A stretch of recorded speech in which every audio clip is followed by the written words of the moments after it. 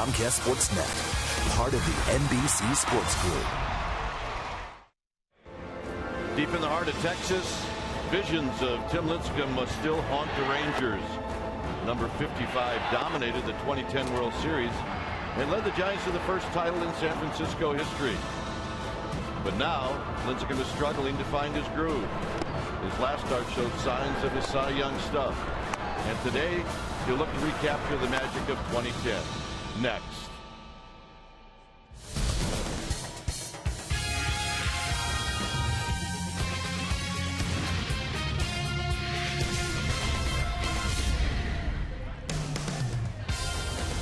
It's Hyundai Sunday on Comcast Sportsnet Bay Area. As Giants Baseball is brought to you by your Bay Area Hyundai dealers. The Giants and Rangers meet in the final game of the series from AT&T Park. Hi again, everybody. I'm Dwayne Kuiper. Alongside me is Mike Krukow. Well, a couple of things. One, Lincecum. You always want to talk about Lincecum. And two, the ballpark is playing small today. There's no wind, and when there's no wind in this ballpark and he gets hot, this ballpark is defenseless. In regard to Lincecum, Giants have a record, an overall record, where they're 8 games over 500. In Lincecum's 12 starts, they've only won 2 of those games, so they need to get him going. They need his contribution, and today would be a great start. All right, should be fun here, and the Giants will say goodbye to the Rangers after this ball game. When we come back, we will have the lineups in the very first pitch of this game right after this.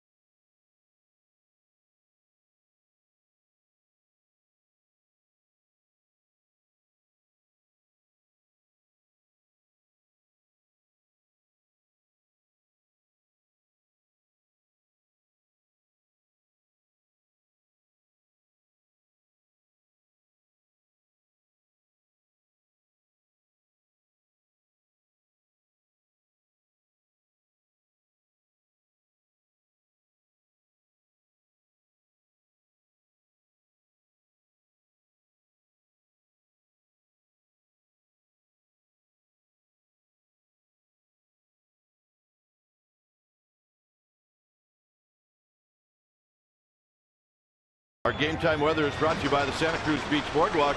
Hey, get to the beach. Temperature 80 degrees, no winds at all, humidity at 25%, and it is sunny. By the way, the boardwalk is open now, daily. Well, you always say it's 80 degrees and sunny every day here at AT&T. Well, today, my friend, you are right on. I think it is pretty much every day. It's just that now we're supported with facts. And look at that yard. Come on. Lincecum is ready to go, but the starting time is 1:05, and the umpires are going to wait. Brian Gorman played umpire under instructions to make sure it starts at 1:05. And that is an MLB rule. definitely something that Tim Lincecum does not want to hear. We watched him warm up. He threw 4 pitches from behind the mound in the bullpen on flat ground. Then he got up on top of the mound. He threw 17 pitches and said, "I'm good." I suppose he's having a chat with Brian Gorman. He said, "Yo, Brian, maybe your clock is wrong." And it is, what happens is if you as a starting pitcher do leave the dugout early, this is what could happen. So now we're ready, and so are the fans. As Ian Kinsler stands in, and the first pitch of the ball game is a called strike. 99-mile-an-hour fastball, right down knee high across the plate. I always look at as to how early he can establish that low fastball in the game, and that's a good start. Here's the 0-1 pitch to Kinsler, and Kinsler with a swing and a miss, nothing in 2. In Lincecum's last outing, he finally established all 3 specialty pitches, the curveball, the slider, and the split. He had them all going for the first time all year. And that curveball he just threw, a good one. And that's a 3-pitch see you later. And this crowd goes crazy. So 3 pitches and a strikeout. Here's the lineup. You just saw Kinsler. Now it's Andrews followed by Hamilton. Beltre will be the cleanup hitter. Then it's Murphy, Napoli. Mitch Moreland's got good numbers against Lincecum, Gentry, and Ogando. Here's Andrews. Andrews 1 for 5 on Friday, 1 for 3 in the game yesterday. Here he takes a strike at the knees. Let's take a look at the numbers for Tim Lincecum. His 13th start in the year. He's 2-6 with a 5.83 ERA. He's starting to whittle that ERA down. 72 strikeouts against 35 walks. Hit on the ground. Sandoval knocks it down. Takes his time. Belt digs it out. 2 down. This has a playoff atmosphere today. Well, it's going to be this way for a long time between these two teams. They don't meet often in regular season, and when they do, it's always going to remind everybody of the 2010 World Series. Let's take a look at the defense behind Lincecum today. Starting in the outfield from left to right, Melky Cabrera not in the lineup, another day off with that sore hamstring. Blanco, Pagan, and Churros. That's your outfield. Crawford, Sandoval on the left side, Terrio, Bell right side, and Buster Posey will be in the squad, putting down the signs. Hamilton takes low. Now Lincecum has only faced Texas in the World Series, and he faced them twice. Hamilton in that series went 0 for 6. Here he takes low, and it's 2-0.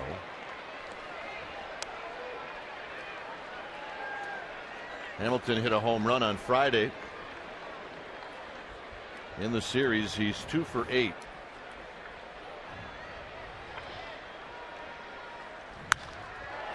Skies this one down the left field line, and that'll be out of play.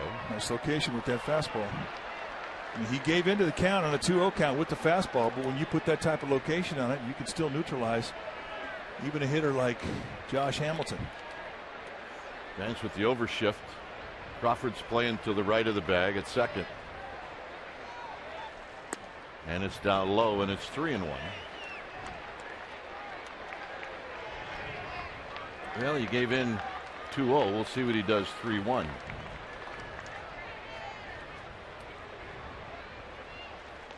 Swing and a miss. 3-2. Wow. Now that's a split, and that's about as good a one as you can throw. 3-1. Just so deceptive. And when you see a big guy on fire miss a ball by a foot, you know you made a great pitch. Well, if he threw it 3-1, he's going to throw it here.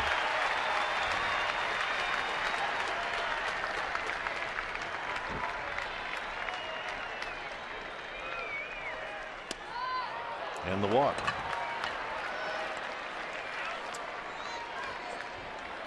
Time for our AT&T Uverse reverse replay, and we go back to the 2010 World Series Game 5. And Tim Lincecum in that outing, 8 innings strong, 3 hits allowed, 1 earned run, 2 walks, 10 strikeouts. He and Cliff Lee matched up, and it was a beautifully pitched game. And Lincecum stellar with 10 punch-outs. And what a night to remember if you're a Giants fan. The night they clinched their first World Series. Here's Beltre. Beltre takes inside for a ball. Beltre has never faced Lincecum before.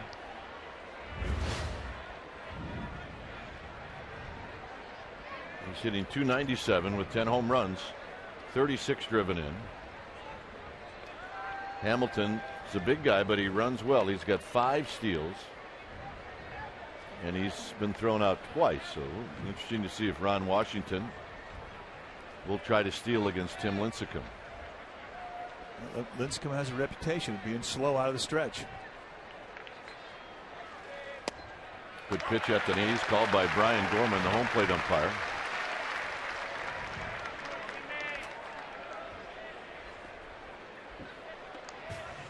The other umpires, Tishner, Vanover, Randazzo from first to third. And Brian Gorman's got a good zone. It's steady. It's got wide outside corners with righties. Not so much with the lefties, but it's a good pitcher zone. Very consistent.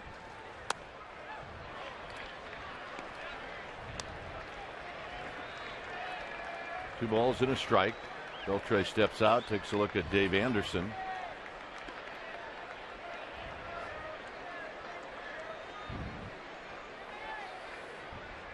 Hamilton, a 2-out walk. He stands at first.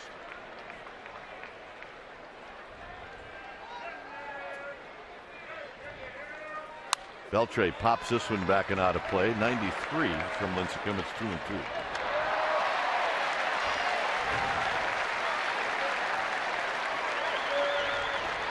It's unusual weather for our Giants fans, for the Giants players. This is a hot afternoon for them. Put your sunscreen on, wear a hat. Lots of water. Hamilton goes, pitches inside, and it'll be a stolen base for Hamilton. That's his 6th of the year.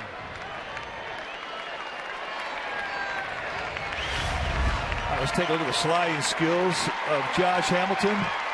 Straight steal, never even looking in. Belly slide, he kind of stuck when he got down. A little wet. 3-2 to Beltre. And the walk to Beltre. Let's take a look at that slide one more time. In fact, let's slow it down. Our Exmo, it's brought to you by your local Toyota dealer. And, well, you're not going to get any extra points for style when you're sliding head first into mud. But if anybody can make it look good, the big fella can. Absolutely.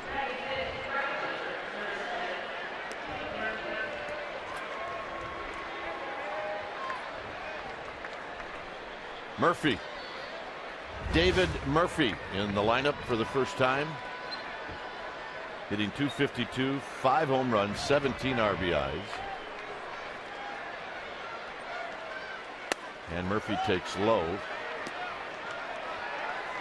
The one thing about Lincecum that has dogged him this year is he's had a tendency to have one bad inning. Once he gets that bad inning out of his way, he locks into a rhythm and he's himself. But he can't avoid the bad inning.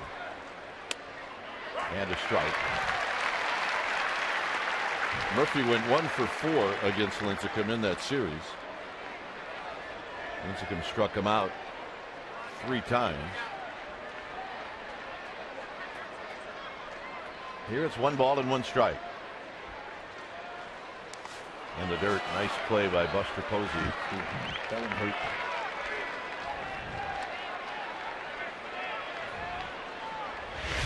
Watch how far this thing bounces out in front of home plate, about 2 feet, comes up high. Nice block. Right out of bed to that. 2-1. Becomes a big pitch.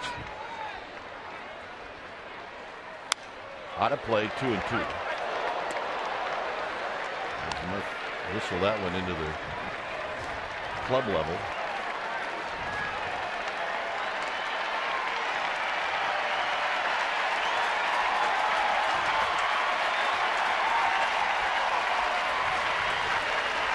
They want Tim Lincecum to do so well.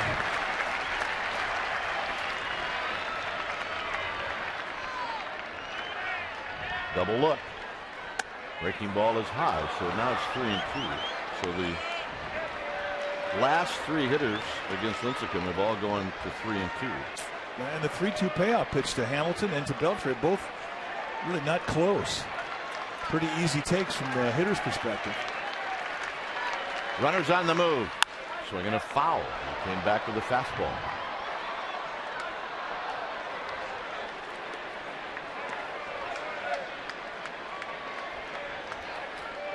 Those were the hats that were handed out before the game. 3 balls, 2 strikes. Here's the pitch. Swinging a pop up. Sandoval, I believe, is going to run out of room. He does. And it remains 3 and 2.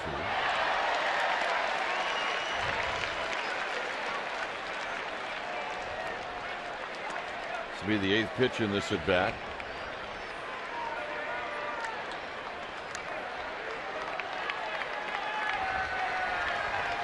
Three balls, 2 strikes. And another foul down the left field line. All fastballs. They're setting on that inside corner target, and they're all going across the plate away. And that's the movement you get with his 2-seam fastball. It'll go across the plate. You start that thing in the inside corner, it'll move all the way to the outside corner. And another 3-2 pitch. Here it is. And it's in the dirt. So now the bases are loaded. And another easy take. So and that was the changeup. So here's Napoli.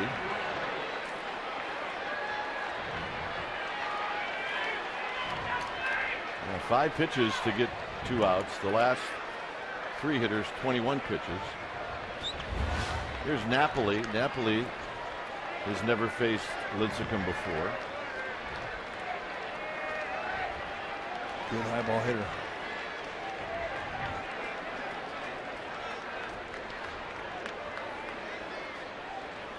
Swing, ain't gonna miss. No balls and 1 strike.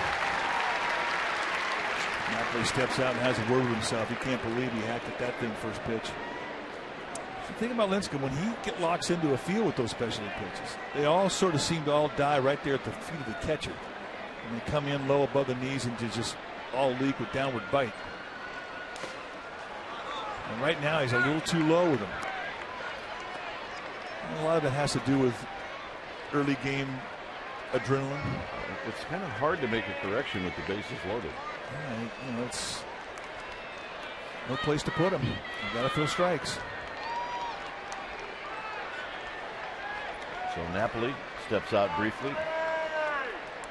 3 walks after 2 quick outs. And it's a ball and a strike. Now it's 1 and 2. And you know what Napoli was looking for? He was not looking for that, that's for sure. Was not looking for a fastball.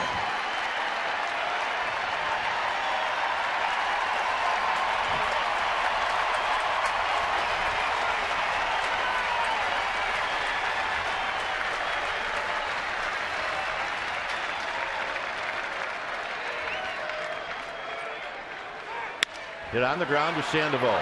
Sandoval will go to the bag, and Lincecum pitches out of 3 walks. How about that? 30 pitches. Giants are coming up.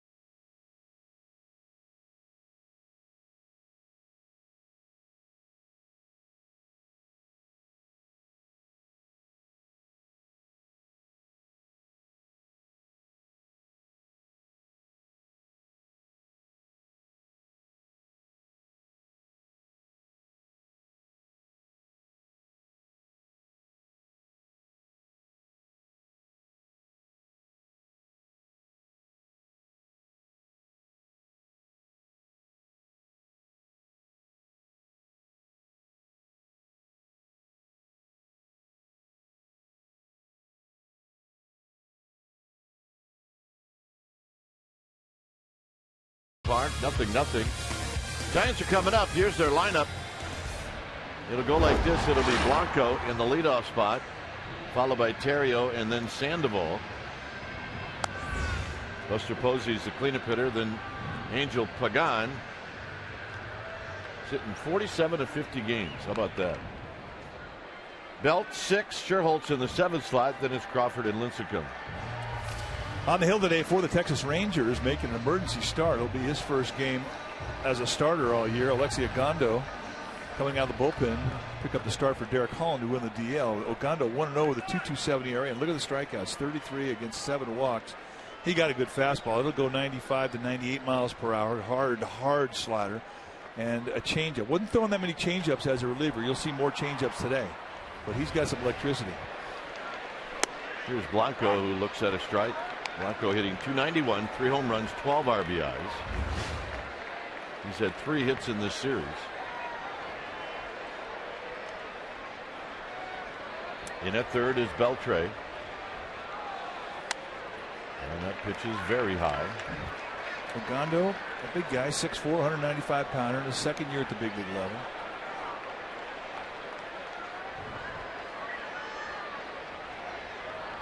Probably on about a 60 pitch limit today. An off-speed pitch, and it's 1-2.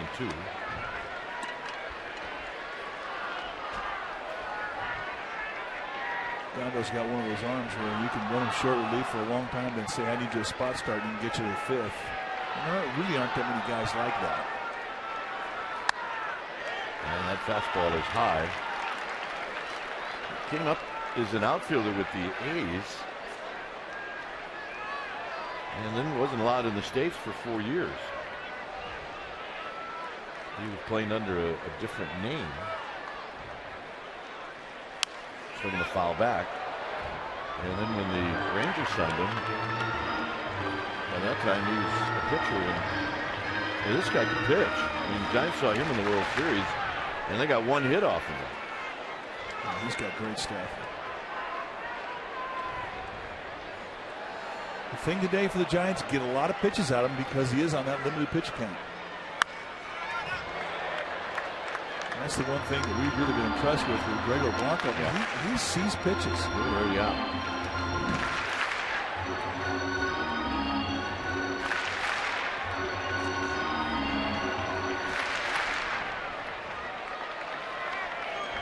Blanco steps out. Terrio and then Sandoval.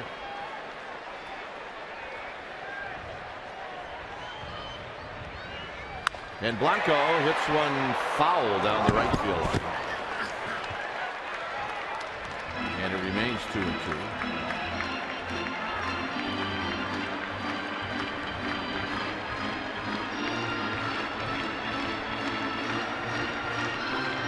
Not a lot of wind and a high temperature. 2-2 pitch. Foul back again. Blanco's had some pretty good swings.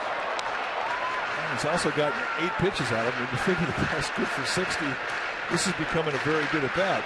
52 more.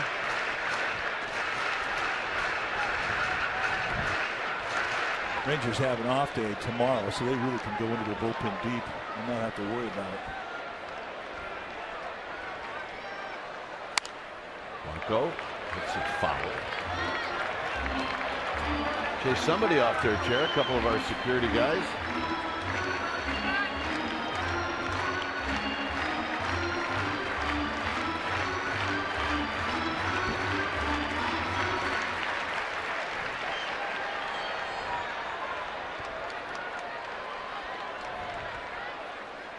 And Blanco strikes out on the 10th pitch. Still a good at bat. All right, let's take a look at the defense playing behind Alexi Ogando for the Rangers. From left to right in the outfield, Hamilton, Gentry, Murphy. Good arms across the board. Andrus, Beltre. They'll be on the left side of the infield with Kinsler and Moreland on the right side. First time we've seen Moreland in the starting lineup, and Mike Napoli will be in the squad putting down the signs.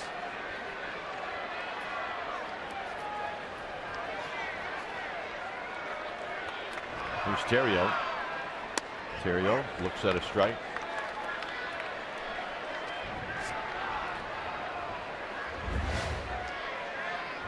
Terrio 273. He's got 10 RBIs. Grounds this one to the second baseman Kinsler, and Kinsler makes the play.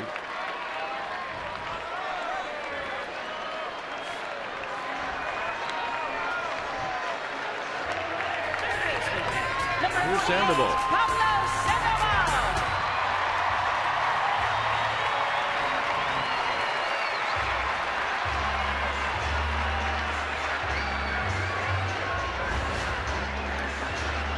Sandoval yesterday in his first game back went 1 for 4. He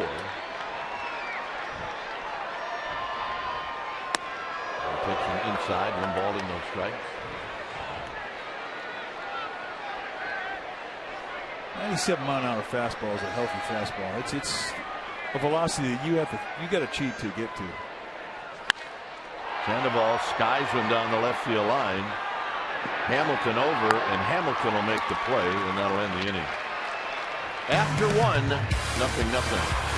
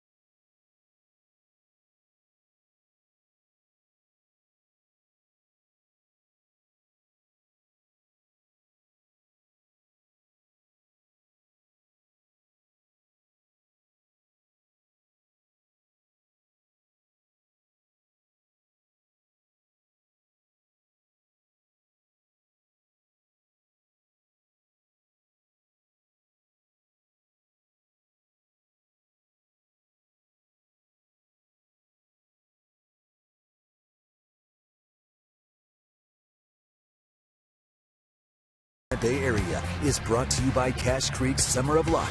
$500 cash every hour from 2 p.m. till midnight. Visit cachecreek.com for details. No score after 1. We look right into beautiful AT&T Park. It'll be Mitch Moreland, Greg Gentry, and then Alexi Ogando. Moreland was the one Ranger hitter that had some luck against Lincecum in the World Series. He was 3 for 5. He looks at a strike. He also did something yesterday that not many opponents have done, and that's hit one in the water. Yeah, and it was way out in the water in the cove.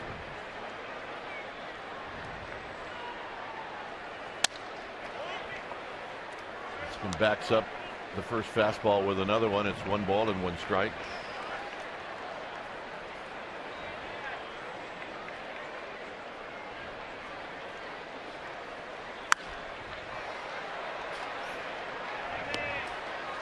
Talking about that home run off the bat of Moreland yesterday. This is a shutout, 8th inning, and I look like a little changeup, and he was not fooled at all. And boy, I tell you what, when it finally decided to come down, it went out to a part of the cove we have not seen many get that way. Brings back memories of Barry Bonds. And Moreland out on strikes. All right, let's check in with Amy G. Well, Dwayne, we received some good news today on Giants outfielder Melky Cabrera. That right hamstring is coming along nicely, less sore and less tight today. He was cleared to take some BP. Bruce Bochy said he'd like to stay away from him today with tomorrow's day off. That would give him 2 days rest, and he should be good to go on Tuesday. Gentlemen. All right. See, Amy with good news. Yeah, I like good news. Here's Gentry. Gentry hitting .333, a home run, 12 RBIs.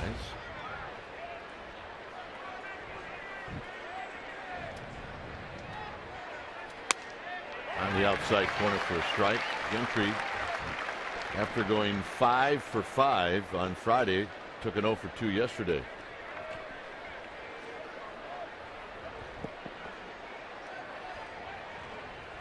On the ground, foul.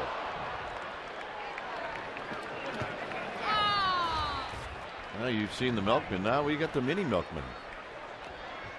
Milk people. It is catching on. I can't wait till Halloween this year. That is going to be a very popular costume. Unbelievable. Our fans. They get it. Swing and a miss. Fastball kind of on a mind of its own. They set the target out of the way. It winds up going above the hands, inside corner. Perfect location. Look at Posey's target, knee-high outside corner, and it goes right above the hands. Grab some pine. That was nasty. Effectively wild. Here's Agondo. Remember, Agondo originally signed as an outfielder, so he takes a strike. So it's likely that he'll be able to swing the bat a little bit. 0-2. That's a pretty good hack right there. I mean, yeah, he did miss the ball by 8 inches, but if it would have been right where he swung, it probably would have hurt. Could have hit the Coke bottle. Guy who throws 97 is going to have some bat speed.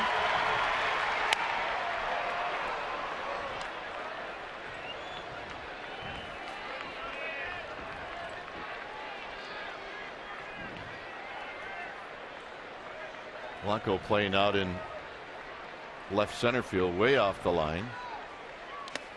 And that's going to be a no swing, and it's 2-2. Buster Posey can't believe it.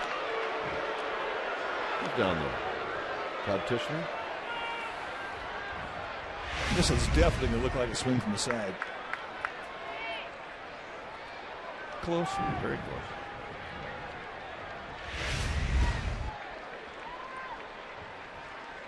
Got him, and that'll end the inning. 4 strikeouts for Lincecum. Posey to lead it off.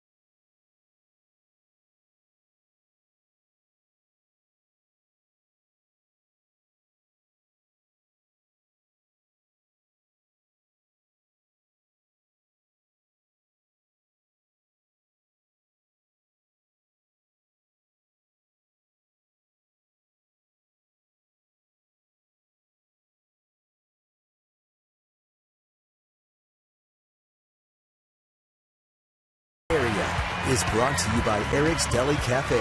Only when the salty and sweet are perfectly balanced is harmony achieved. Sandwiches and more with character. Hey, The Rock. Check out The Rock. It's 0-0, bottom of the second. Posey to lead things off, hitting .295. Off-speed pitch for a strike. Pagan and then Belt. Pretty easy way for Ogando to steal a strike first time through. Flop that slider over. Guy throws 97. There isn't a guy on the planet going to get in there first pitch and look for anything other than 97.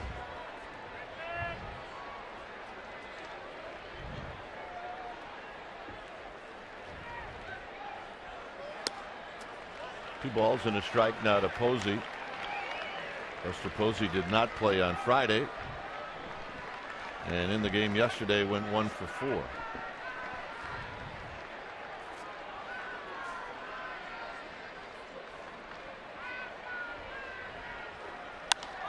Posey skies this one out into Triples Alley. Murphy, 1 out. Giants and Dodgers rivalry, well, that's going to start on June 25th. It's a Monday, Tuesday, and Wednesday. Monday and Tuesday are day games, or make that night games at 7:15. Wednesday is a 12:45 game. So check it out. Go to sfgiants.com and pick up some ticks.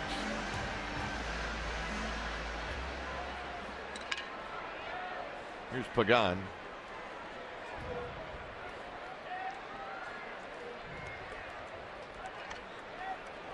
Pagan hitting .320.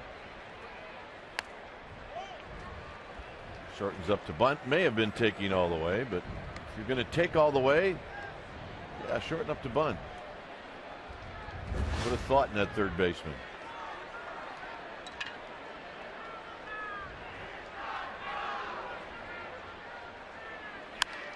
And Pagan lifts this one towards the upper deck and into the front row, where a fan dropped it and another one picked it up.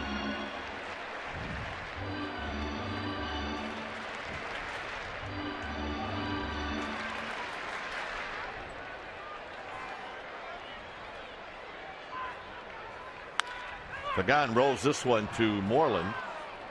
So Moreland will make the play. 2 outs. Well, Hangar 1, made here in San Francisco, California, is providing aerial coverage from their very own blimp. And what a day they have to be cruising over the bay taking pictures. This is a Chamber of Commerce afternoon. Absolutely drop dead gorgeous. Here's Belt. Belt swings and misses. Belt yesterday took an 0 for 4. His average now has dropped to .228.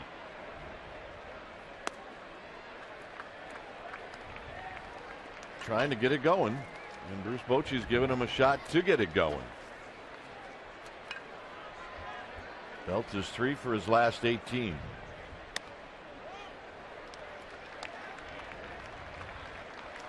Now the Giants need some production from the first base position. It has been the one spot in the lineup that has consistently lagged and has not lived up to expectation.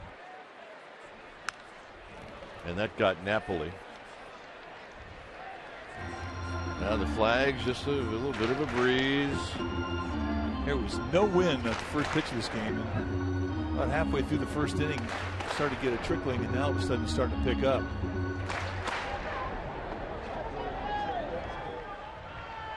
That's the flap we're accustomed to seeing flying over the stadium. The air conditioning system of the Bay Area. 2-2 to Belt. And Belt works it to a full count. I mean, he can do that.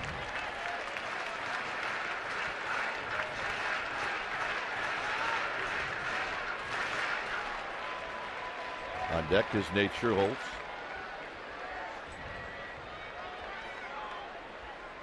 Payoff pitch. Belt rolls this one on the ground to Andrews, and that'll end the inning.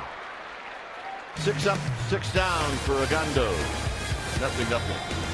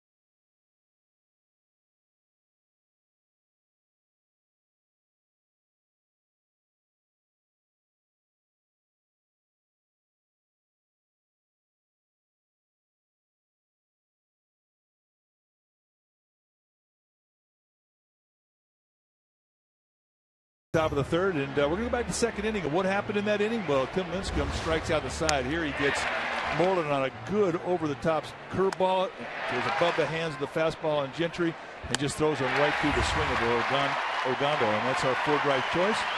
When Lincecum strikes out the side, we're going to maybe do it again. Top of the order for the Rangers, it'll be Kinsler, followed by Andrews and then Hamilton. Kinsler struck out to open up the ball game. It's 0-0.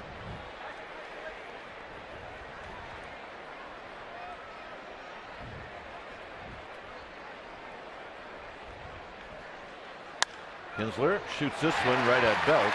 1 out.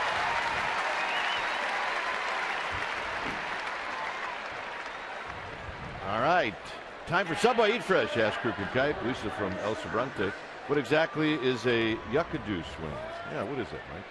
Well, that's when a guy just kind of drops a back shoulder and just tries to swing with one purpose in mind, and that's trying to hit an 800-foot home run.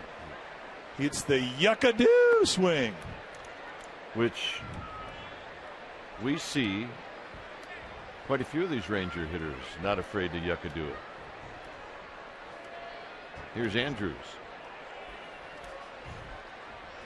Andrews takes a good breaking ball for a strike.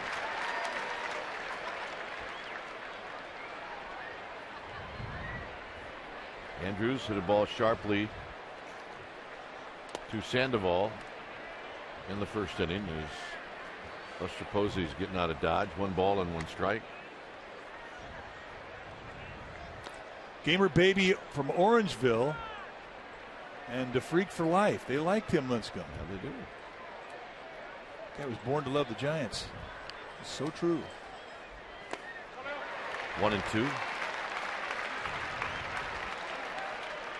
You know, that's what you say to yourself when you get into that batter's box against Lincecum. Make him get the ball up. Because if you swing at something that's starting around the knees, by the time you get after it, it's going to disappear. And that's with all 3 of his specialty pitches, with the slider, the curveball, or the split. Down the right field line, Sherholtz will watch this one sail out of play. Nice location there on the 1-2 fastball. Posey set that target wide and away, and that's exactly where Lincecum threw it.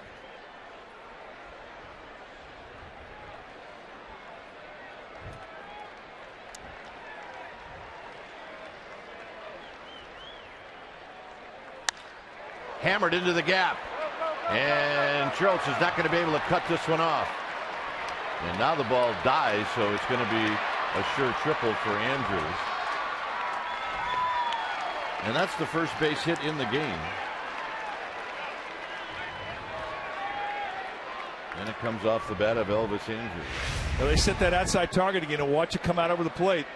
Right there above the belt, the easiest area to defend. But to Andrews' credit, he didn't try to do too much with it. He went with the location, found that gap in right center with his speed, an easy 3-bagger. So a mistake in a 1-2 count from Lincecum. And you can see the running stroke of Andrews, solid.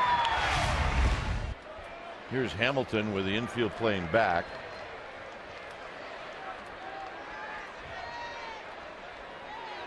Hamilton drew a walk in the first. Swinging a foul, a challenge fastball, and it's no balls and 1 strike.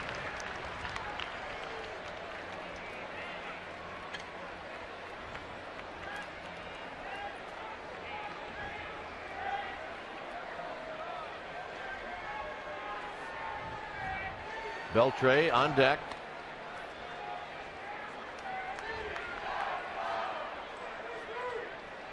Lincecum now on the same page with Posey. And the 0-1 pitch. He is in the dirt. Kept close by Buster Posey. 1 ball and 1 strike. Boy, nice block. You know, this is not an easy position to be in when you're a catcher and Lincecum's out there in the strikeout situation. He's going to be throwing stuff down in the dirt. Here's a curveball. It comes up.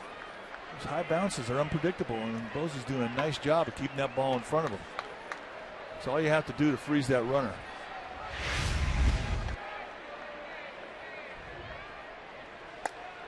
And 2. And Hamilton was guessing fastball. And Lincecum got him to chase out of the zone and up. He can go right back up there again. Same pitch. He is definitely 100% pitching for that strikeout. And he threw it there again. This time a little wider. It's 2 balls, 2 strikes. Yeah, I like the idea. He's just not close enough to be inviting. And that really is an area where he needs to improve upon, and that is in his 2-strike pitches where he needs to make them a little bit better. And a bullet caught by Terrio. Looked like Hamilton hit a knuckleball. You don't miss those, do you? No. Plus you got the background with a lot of white shirts. And those big guys hit one right on the screws, and it can mess with you. Right up there again, the high fastball, and Hamilton covers it. And it was a knuckleball. That is nasty. Just imagine how hard it is to hit a 65-mile-an-hour knuckleball. Well, that was about a 110-mile-an-hour knuckleball. Here's Adrian Beltre. Sandoval can't grab it. It shoots by him into left field. Beltre with an RBI double, and it's 1-0 in favor of the Rangers.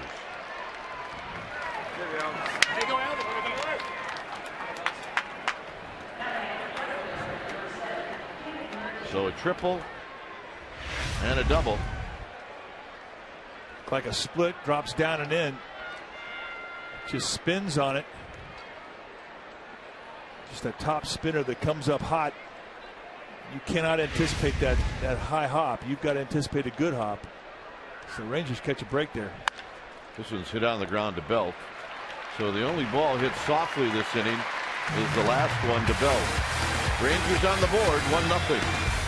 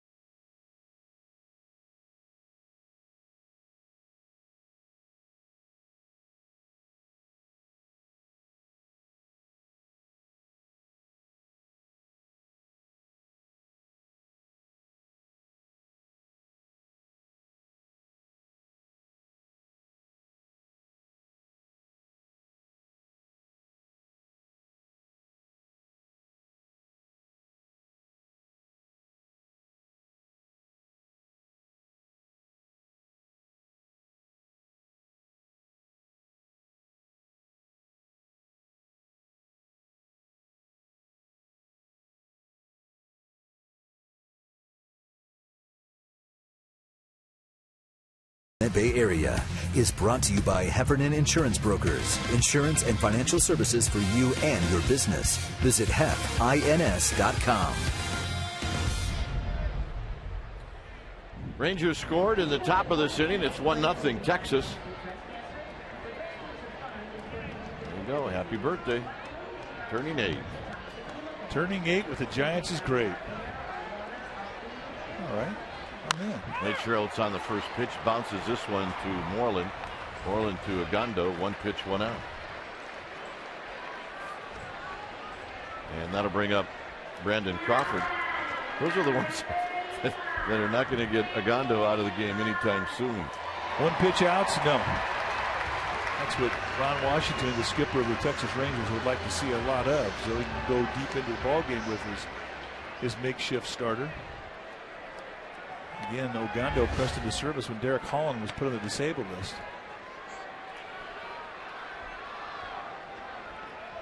Here's Crawford.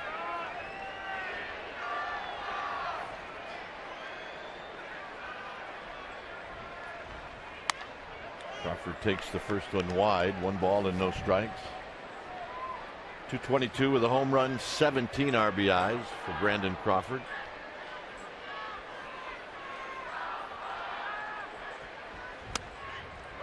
One ball and 1 strike.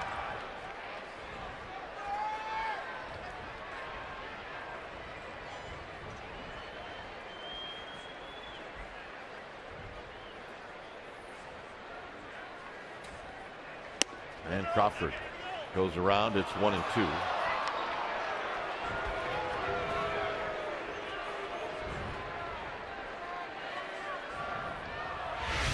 All right, let's take a look. Did he go? Yes, he did.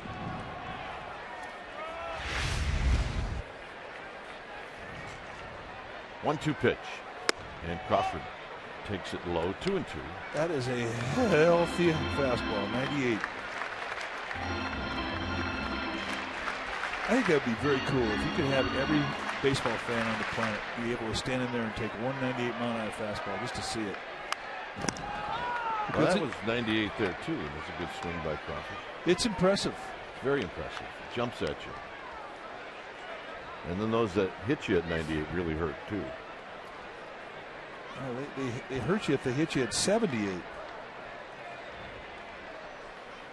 98, they kind of stick around for a while.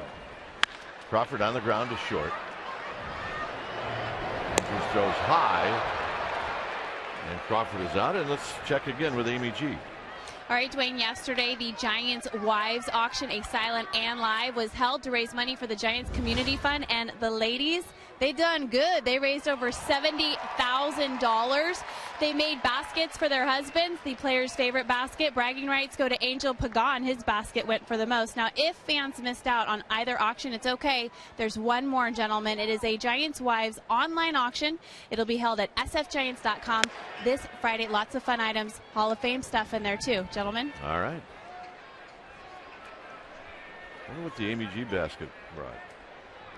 A lot, I'll bet. Oh, yeah, big time. Swing and a miss, 0-2 to Tim Lincecum. That was a 99 mile an hour fastball. Saving it for the other guy on the hill.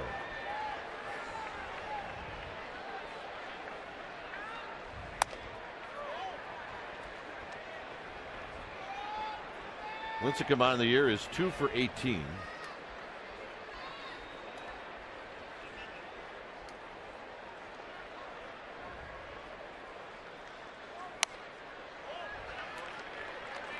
So Lincecum getting pitches out of Agando. Hey, he's got 4. I am totally in. Agando wants a new baseball.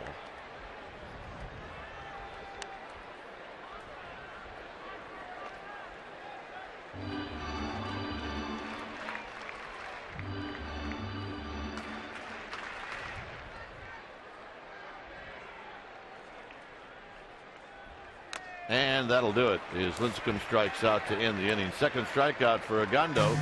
After 3, 1-0 Texas.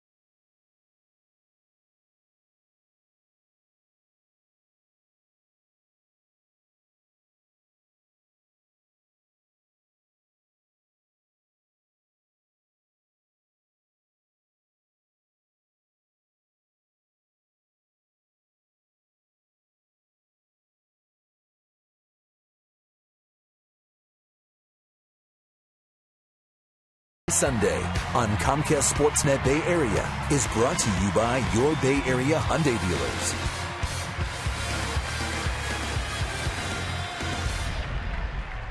Rangers 1, Giants nothing, fourth inning. It'll be Napoli, Moreland, and Gentry facing Tim Lincecum.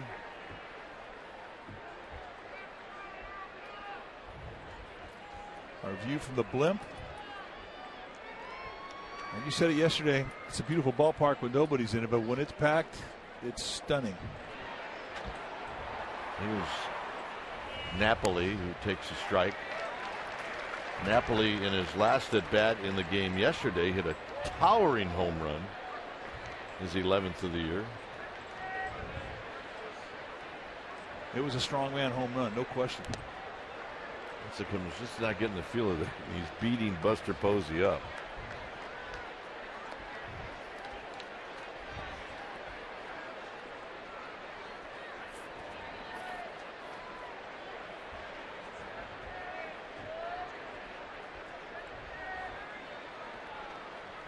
Look out. 2 balls and a strike.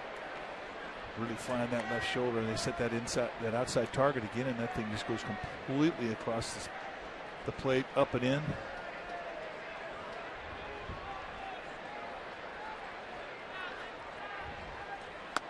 Comes back with a strike, 2-2.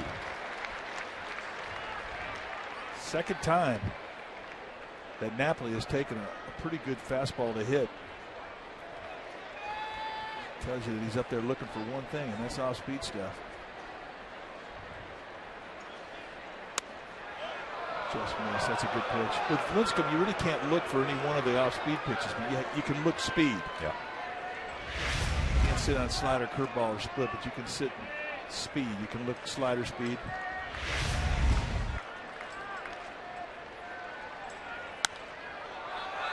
Popped up, Buster Posey. Will not be an easy one, and it's going to be Belt who saves the day. Boy, there's always going to be that extra little drift as that ball starts to come down, and everybody knows about it, and it was Belt who picked up Lincecum. Nice play. Well, right now it's time for our trivia question brought to you by AT&T. You can you name the 4 players since 1955 to be walked intentionally 5 or more times in a postseason series? Here's Moreland, who struck out in the second.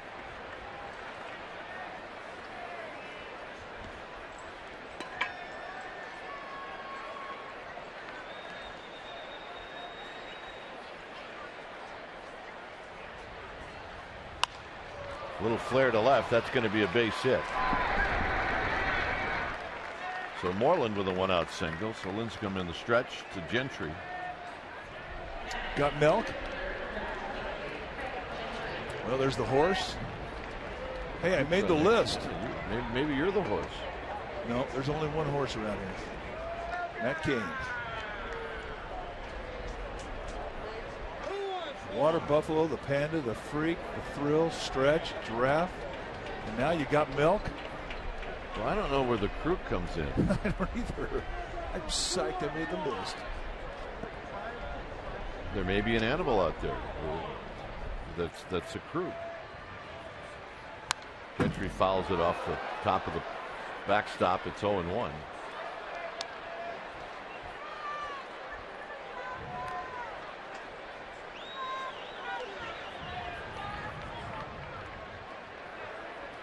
Gentry struck out in the second.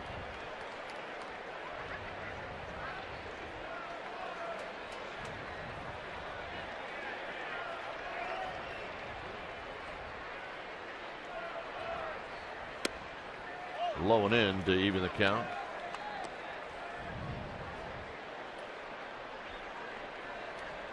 In the third inning, Andrews with a triple and then a 2-out double by Beltre. And that's where we stand in this game, 1-0.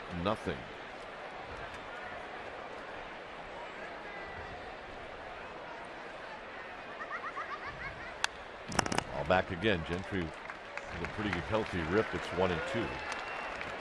You know, Lincecum has never really had pinpoint fastball command like we see with Matt Cain or with Ryan Vogelsong. But when he first came up, he threw so hard you didn't have to have pinpoint command. I mean, 96 mile an hour, you can get You can get away with location mistakes when you throw that hard, but now that his velocity has gone down to 91 to 93-ish, location becomes a bit more important. The more velocity that you lose, the more location becomes very important.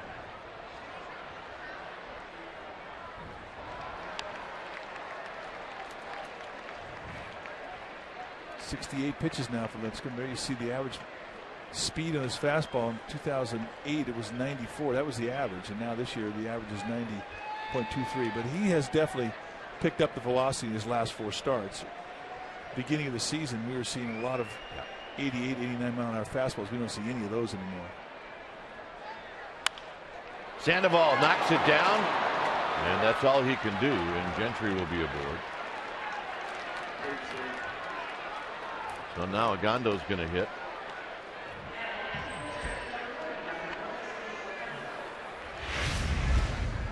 All right, one hopper to the backhand of Sandoval, top spinner, slides into it, and cannot keep it in the pocket, so it's going to be a base hit.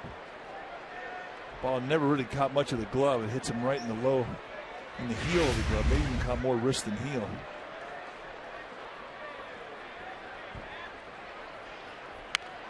There's the bunt. Nobody's there. And everybody's going to be safe. So the bases are loaded.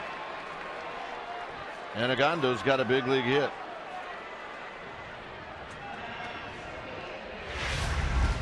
This is where you're vulnerable. Watch the hard crash. Everybody comes in. Sandoval's got to lay back. Once he identifies that that's going to be the pitcher's ball, then he goes back to third to try and cover the base. And that ball got right by Lincecum into no man's land, and pure base hit. Yeah, Agondo may have gotten hurt. Maybe a cramp, but it's something in his leg.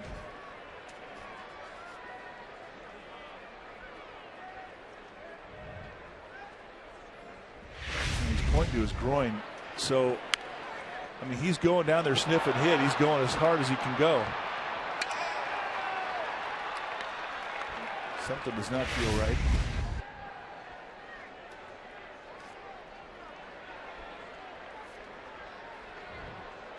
Now, trainers come out and they try and talk you out of it. Yep, he's coming out of the game.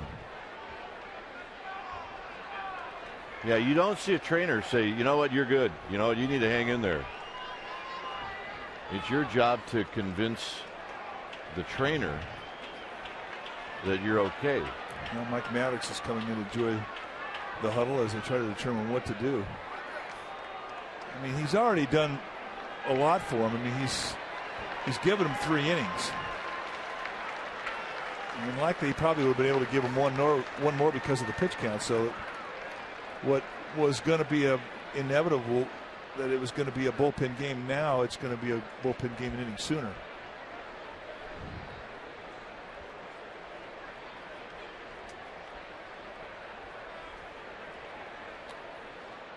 Situation here for Washington where you don't really want to use an extra man. He's got 5. He needs to use a starting pitcher.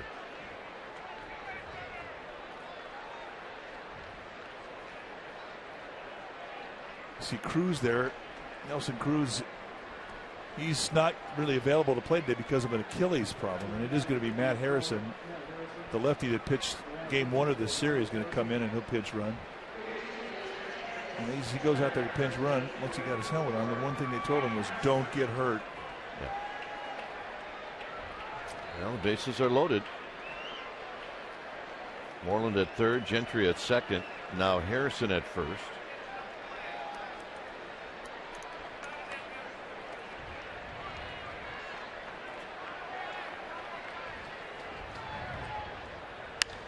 Down the left field line, this is going to hurt. It does.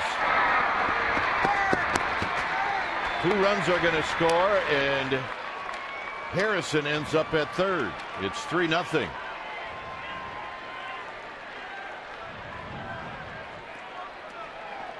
A double for Kinsler. Now first pitch breaking ball, and immediately Dave Righetti out there to talk to Tim Lincecum. First pitch breaking ball, you're always going to bite off a little more strike zone. That's not a hanger either. I mean, that's run right down around the knees, and just nice hitting from Kinsler, who just sort of throws a bat head at it. Didn't look like he had a lot of lower body in the swing. And the reaction from Lincecum. It'll definitely make you take a deep breath. Sigh. Here's Andrews. Second and third. Andrews takes high. The infield will play halfway. They know they don't have a very fast runner at third in Harrison.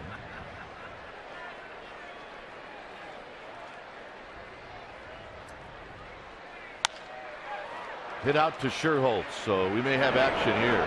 Sherholtz catches. Feldman will not tag.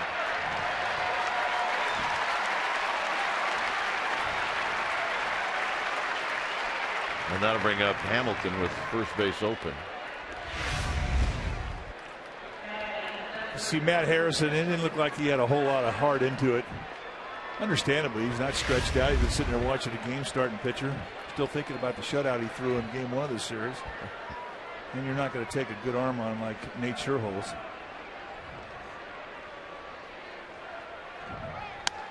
So Hamilton takes high. You might see a couple pitches. Now, if you're Lincecum, you get 2 pitches here. Just make them nasty.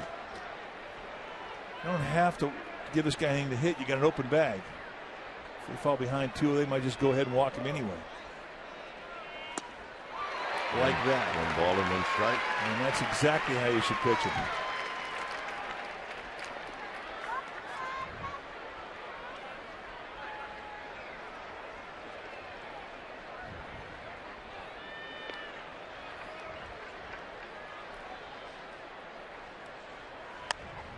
High to Hamilton. Hamilton walked in the first and then hit a line drive to Terrio in the 3rd inning.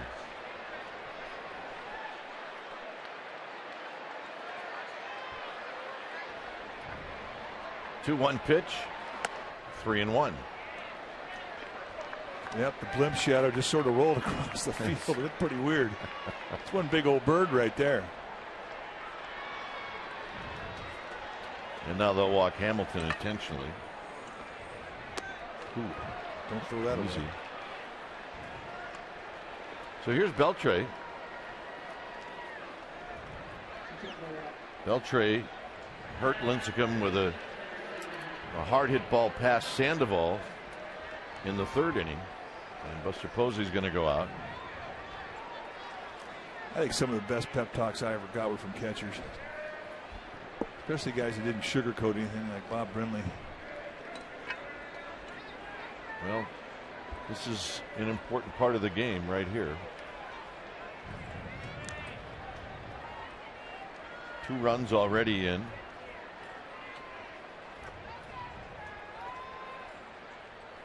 And Beltre takes a strike, knocked down by Posey, 0-1.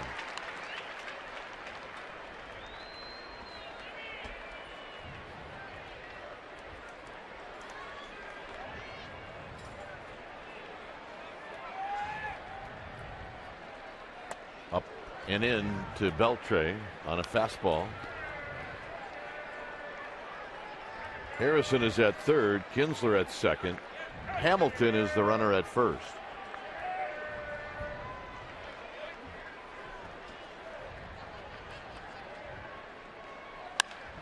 Popped him up. Sherholtz should call this one. He does, and that ends the inning. So he limits the damage. Lincecum does. It's 3-0.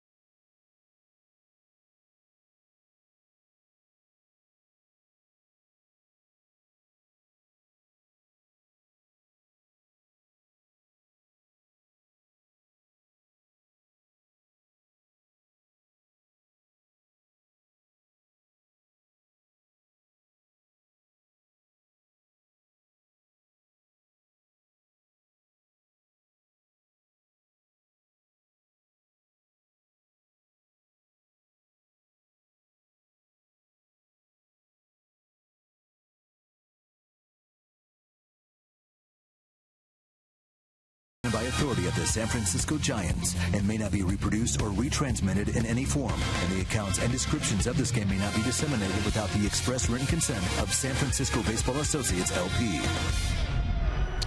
Well, Friday, June 29th is the first annual Giants Garlic Fest in community partnership with the Gilroy Garlic Festival. Your special event package will include a ticket to the game against the Reds, access to the Garlic Fest, and a special edition bobblehead of the famed Gilroy Garlic Festival mascot, Herbie. Pyro chefs will be on hand preparing extraordinary garlic-enhanced recipes and other garlic-inspired treats pregame. For tickets, call 415-972-2298 or go to sfgiants.com/special events. 3-0 here. We go to the bottom of the fourth inning. Going to be a new pitcher now for the Texas Rangers. When it's time for a change, think Speedy Oil Change and Tune-Up, your oil change, tune-up, and smog experts. It will be Robbie Ross, the lone left-hander out of their bullpen. We saw Ross in yesterday's game. 23rd time he's come in. And he throws a strike to Blanco. You're going to see a lot of cutters from Robbie Ross. He'll also sink the fastball and throw a slider. But he'll give you a low 90s cut, and that's a good pitch.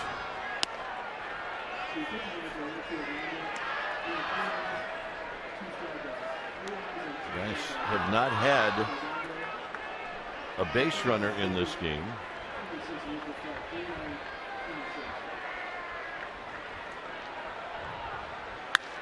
Driven into left center field, and it's slicing right to Hamilton. 1 out. Well, he almost overran it. Well, right now we're going to ask and answer our trivia question brought to you by AT&T. Named the 4 players since 1955 who walked intentionally 5 or more times in a postseason series. Mercer base hit. Well, it happened to Pedro Guerrero, Barry Bonds, Josh Hamilton's, and Albert Pujols. How about that? Here's Terrio. Terrio bounced out. He's 0 for 1. 3-0 Texas.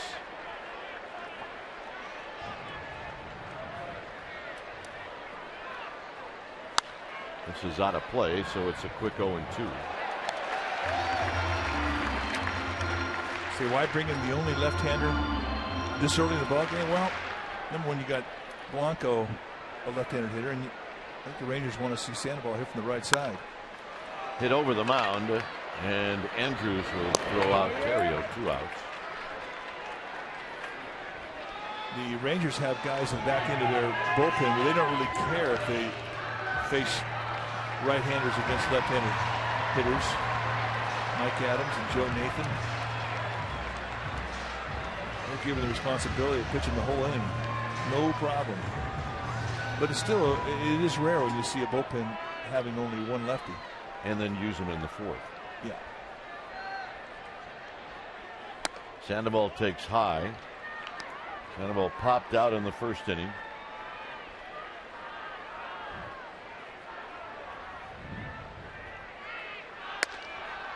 Good pitch at the knees. 1 ball and 1 strike. The right-handed side for Lincecum. This is the side that's taken longer because of the left hand being the bottom hand. That's the hand that had the surgery on. And then he had the hamate bone removed. Good news, though. There's no more hamates left. No. Got the right one last year. This year, the left one. Sandoval flips one down the right field line, and that's foul.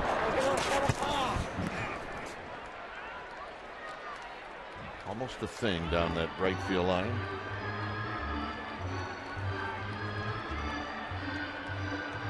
Buster Posey would hit if Sandoval reaches. It's 2-2.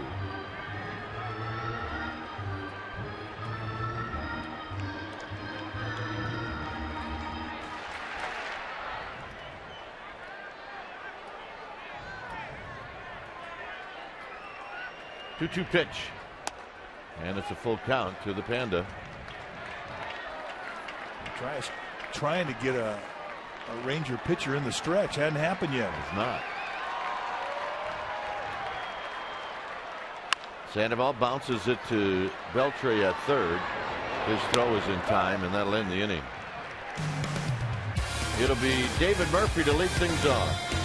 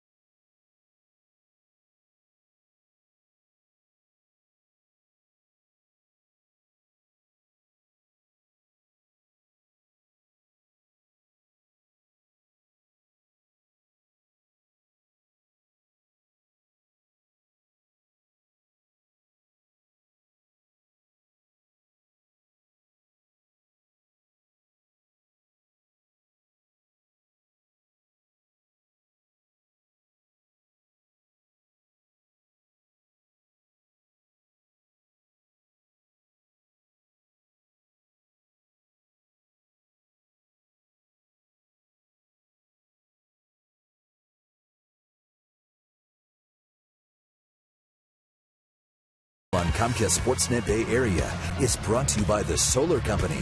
Call 877-60-SOLAR for a free analysis or visit thesolarco.com. Here at AT&T Park, through 4 innings, 3-0 Texas. It'll be Murphy, Napoli, and Moreland.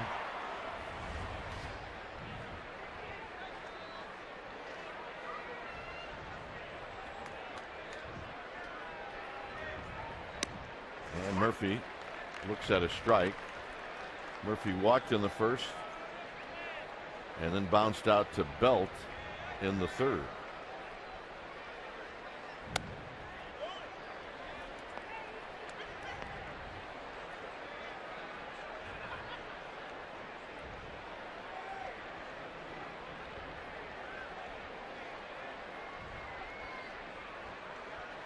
On the ground again to Belt, and Belt will take it himself. All right, let's check in with Amy G. Amy? All right, Dwayne, just for you, we have a new Amy G's Giants exclusive up at csnbarry.com. It is brought to you by GoPro. And Mike and Dwayne, you are really going to want to watch this one. It's with Madison Bumgarner. We had a really, really fun time. We talked about everything, what he misses on the farm, what he doesn't miss. We talked about when he's going to stop hitting home runs in BP and start doing it in a game. And I asked him about the infamous snot rocket. Dwayne, that one's for you. Yeah. It's on csnbarry.com. Okay. All right. Napoli skies one to right. Nate Schultz is going to have to come a long way, but he will get there and make the catch.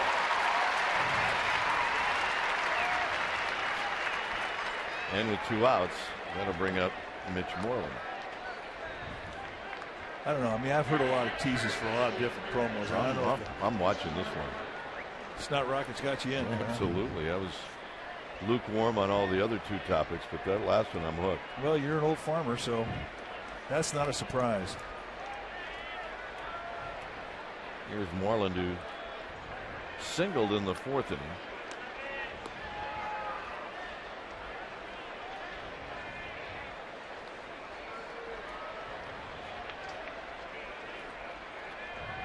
If you've got enough property on your farm, you can pretty much, do what you want within the rules. Mm-hmm.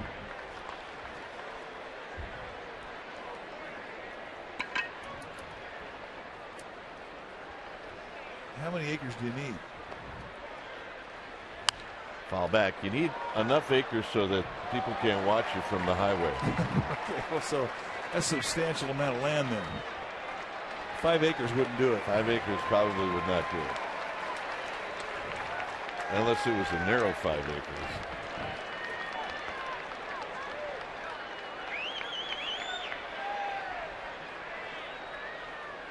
And Moreland out swinging on a beautiful pitch from Lincecum. Giants need a base runner, and Buster Posey's going to lead things off.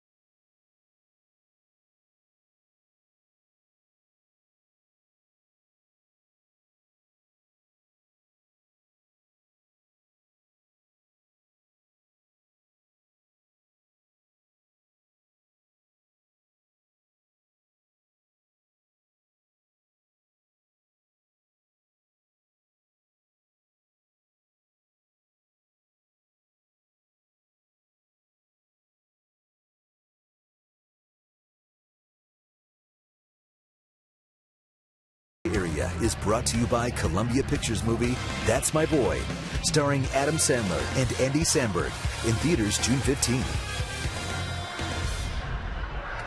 Gorgeous day here at the Yard. Giants trailing 3-0. They have not had a base runner through 4 innings. Here it will be Buster Posey, Angel Pagan, and Brandon Belt. And Buster Posey on the first pitch wraps it foul. Here's a Game 4 highlight from the World Series. Baron O'Day, Buster Posey, gone. I remember when Buster Posey hit that, and I was shocked that it went out of the park. Well, we all were. We're just not used to seeing that much carry to center field. On the ground is Buster Posey jammed, and Andrews will throw him out.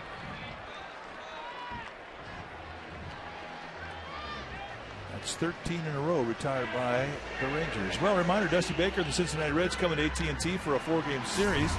June 8th through July 1st, June 28th through July 1st. The weekend will be highlighted by the reunion of the 2002 Giants. And the Saturday game will be a bobblehead. The first 25,000 fans will receive a bobblehead of a 2002 Giant presented by Chevron, and it'll be randomly distributed at the gate, so you don't know who you're going to get.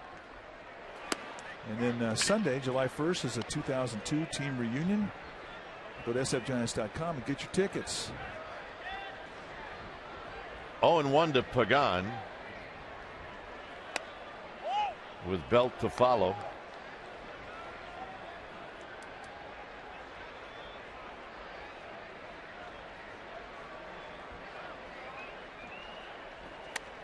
It's rare when you see a reliever come out of the bullpen and pitch out of the windup.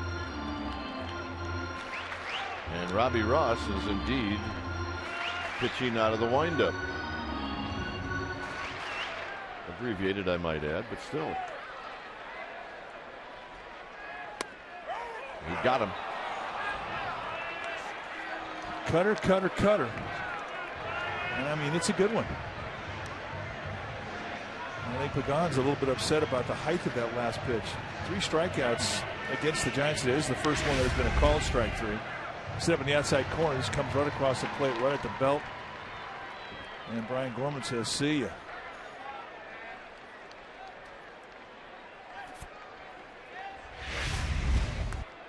Belt takes low. He bounced out to the shortstop Andrews in the 2nd inning.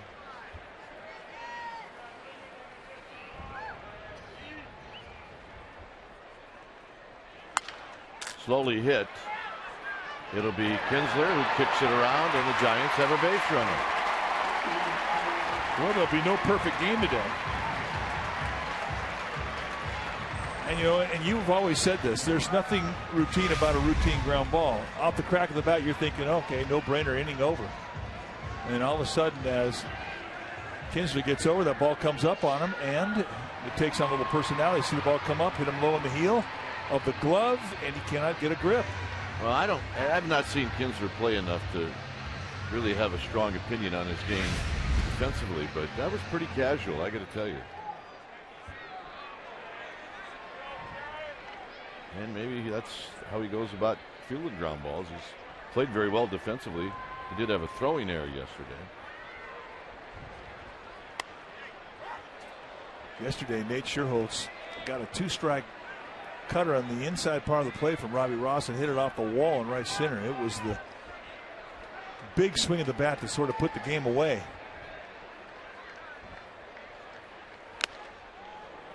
0-2.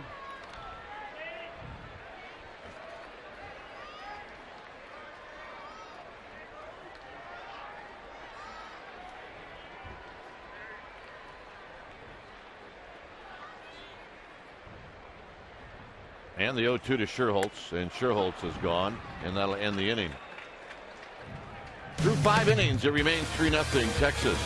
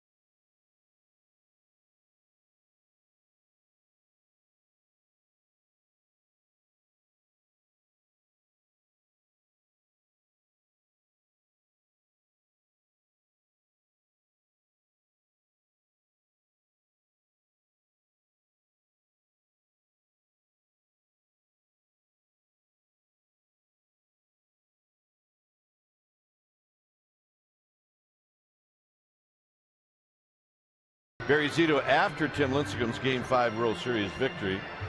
Zito said he devastated that lineup. Timmy was cool as a cucumber out there tonight. I don't even think he threw a curveball. The other side showed that they were on the defense because they were swinging at the first pitch and they were more aggressive than usual. Timmy took advantage of it. He sure did. Here's Gentry.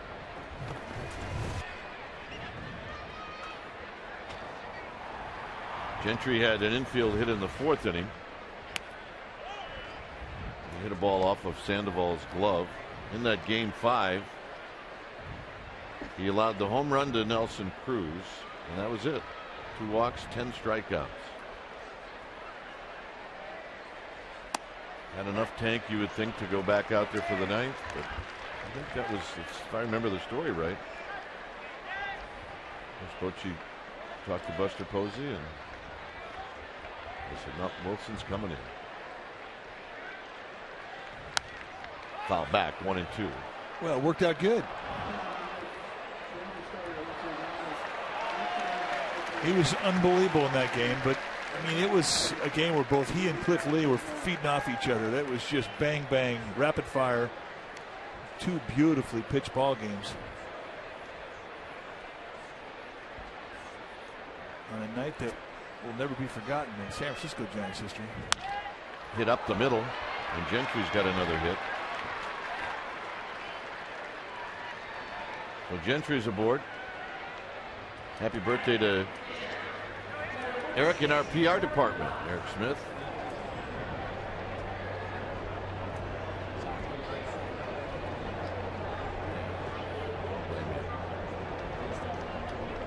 Sorry. Just kidding. Here's Robbie Ross. What are the odds Robbie Ross thought he was going to get an at-bat in this game?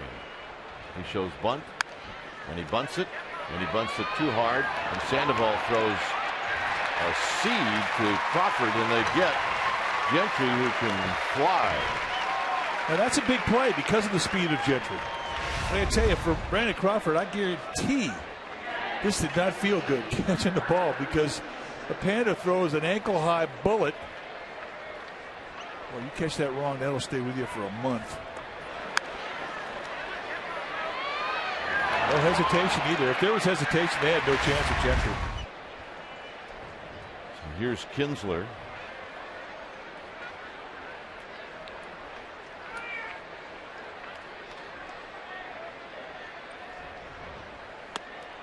Takes low and in. He doubled, knocked in a pair in the 4th. Reminded me of spring training during PFPs. Giants have a minor league arm, Heath Hembry, that throws very hard. And they were doing PFPs where they were working on a pickoff play at second base. Kinsler almost walked into one. It's 2-0. And basically, the pitcher would come set, and then either the shortstop or the second baseman would cover on a throw to second, and the pitcher would wheel and fire the pickoff attempt. And you work on this. Everybody runs through the line. So it came Hembry's turn, and all of a sudden, Freddie Sanchez, who just was his first day out there on the field. On the ground towards the hole. Crawford cannot get rid of it. It'll be a hit for Kinsler. Had Crawford gotten a hold of it, it was Robbie Ross who was running, and they would have had a force play.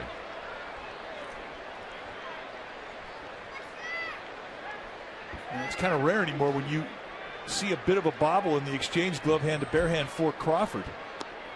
He's been so steady with the glove. But just to finish that story, we'll finish it after we watch this exchange where he can't get a grip. So once you have a bobble, you have no play. That's going to bring out David Getty to talk things over with Lincecum and get the bullpen a chance to get greased up. So Freddie Sanchez is all psyched up. He's going to go over and take the first throw. Anyway, it's his turn to cover. He breaks. Heath Hembry turns around, and Hembry throws about a 99-mile-an-hour fastball that is, I'd say about 6 inches above his ankle. And Freddie Sanchez had to go down and catch it to a low backhand. It caught him in a bad spot in the hand. And you and I were watching this, and you, an old second baseman, when he caught the ball, you cringed. Yeah, no, and I also said I would never put on a pickoff play with him ever. And I don't think Freddie Sanchez will either. I also noticed the next time Hembry came up in line. Freddie Sanchez was nowhere to be seen. He's playing third. So Righetti back in the dugout. Here's Elvis Andrus.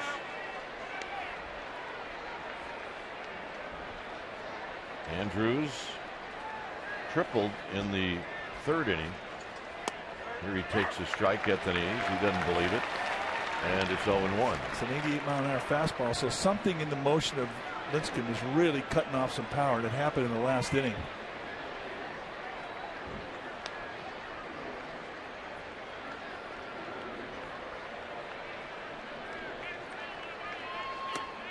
Runs that one in. Maybe he's taking a little off to get it in. 1 ball and 1 strike.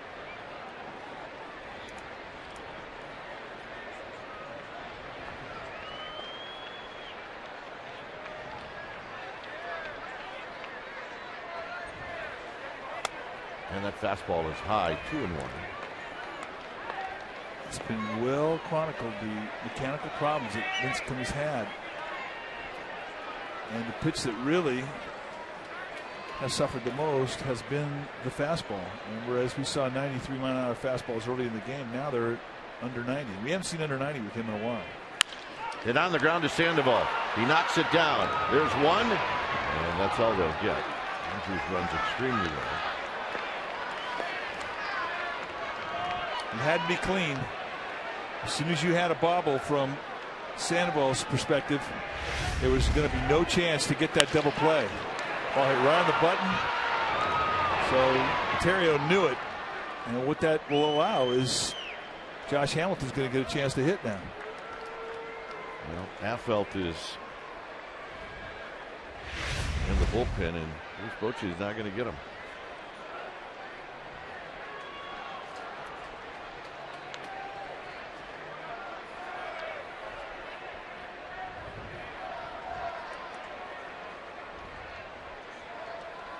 Outside to Hamilton.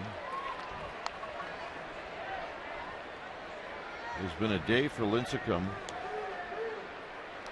where he has been in trouble in every inning except the second and the fifth.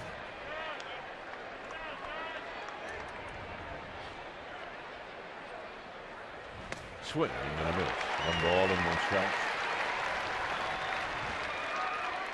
Lincecum started out the game 5 pitches, 2 quick outs. Then he walked the bases loaded, pitched out of that, struck out the side in the second. You're thinking, all right, here we go.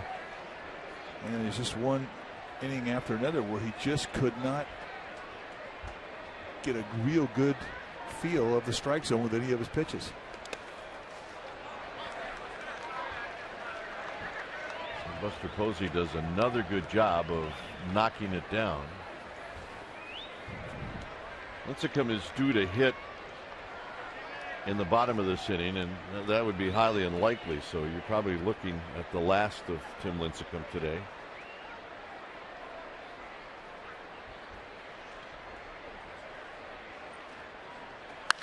And a bullet to right field, and this is going to knock in one. Sherholtz gets to it. Andrus is blowing around third, and he is going to score. And Hamilton clears the bases with a double.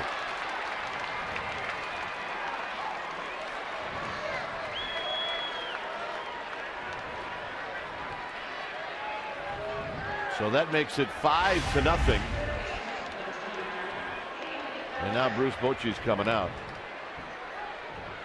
And he's going to make a double switch.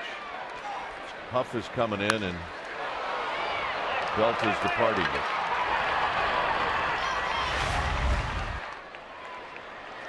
So Lincecum will depart.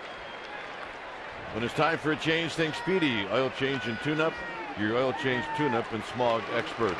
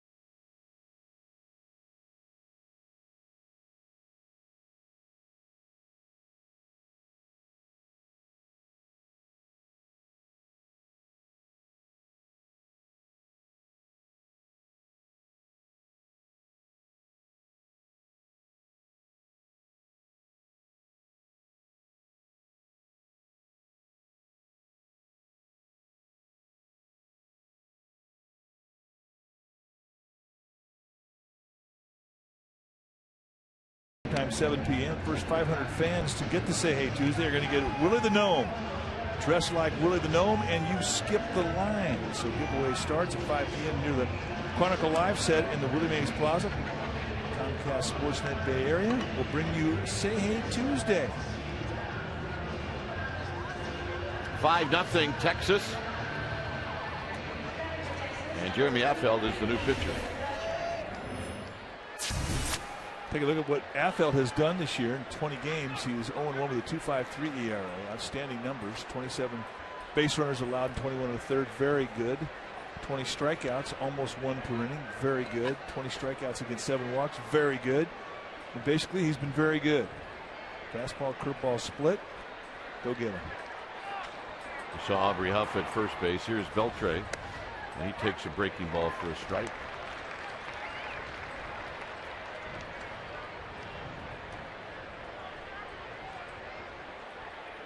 So Hamilton with the big hit here in the 6th inning.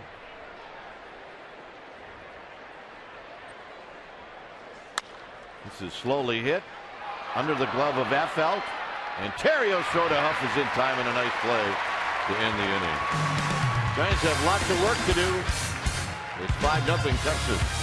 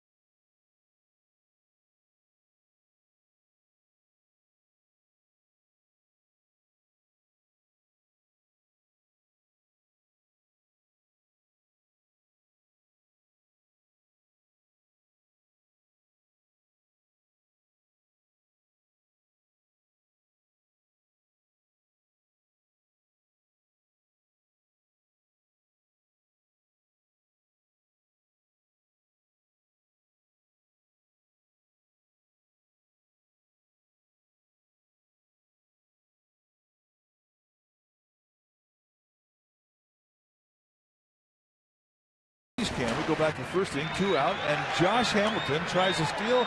He goes into a belly slide and he sticks a little bit. And do you remember the dodo bird? That's the way that they would land. And that's our Coors Light Freeze Can, brought to you by Frost Brewed Coors Light, the world's most refreshing beer. All Rangers so far today. It's 5-0. It's a little one. Oh yeah, he's got it going. You cannot put that outfit on your daughter without having a smile. Sorry. So here's Crawford. No hits for the Giants through 5 innings, and Crawford takes low.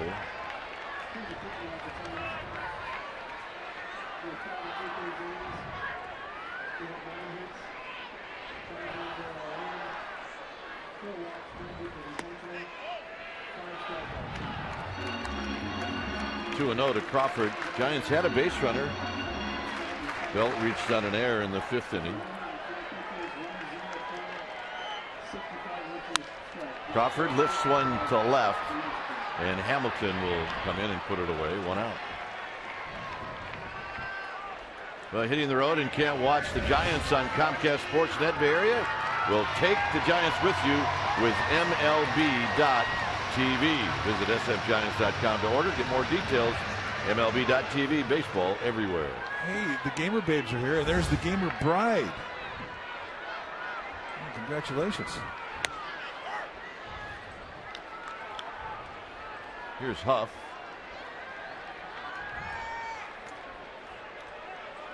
Huff takes wide. Came in on the double switch. Now, this figured to be a bullpen game for the Rangers. Huff down the left field line. That's a fair ball. Huff digging for 2, and the first hit for the Giants comes with 1 out in the 6th inning. And finally, the fans here have something to cheer about. They have not been able to get into this game at all.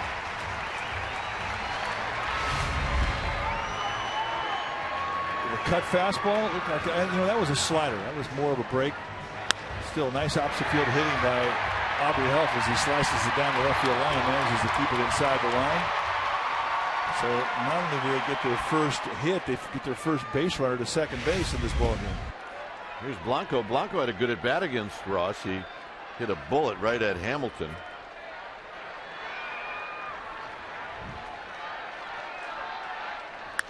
Big chopper, and now Huff is caught in a rundown, and he needs to stay in it long enough, and he will not. And now they'll throw to first, and they got him. Just a disaster from one end to another, and that'll end the inning. 7th inning coming up.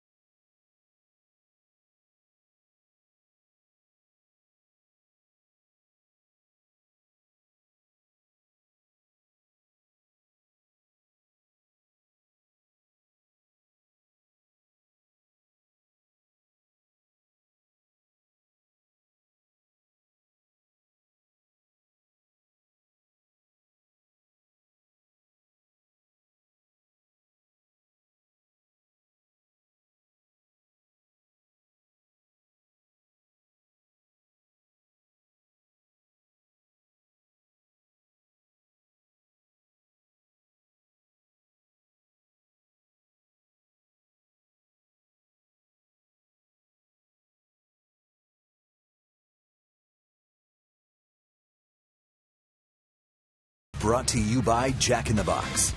Right now at Jack in the Box, you can try the new Chipotle Chicken Club. Make it a combo with fries and a drink. Here's Affelt facing David Murphy, 5-0 Texas. And Murphy hits this one foul down the right field line. Let's take a look at the play that ended things. Just Aubrey Huff thinking that ball was going to get by Ross, gets caught off. They run it back to the lesser bag, which is the way you're supposed to do it. No throw, and then Beltre sees that Blanco has leaked off first base, throws the ball right over to Mitch Moreland, and boom, you got double play. Well, Blanco actually got back, but came off the bag, unless he called him out immediately. No, I mean, bad base running play right there, and then all of a sudden you get another one on top of it. Murphy swings and misses. You know, Blanco's trying to be aggressive and get to second, thinking that Huff's going to be able to maintain himself in that rundown, and Blanco never got back to the bag.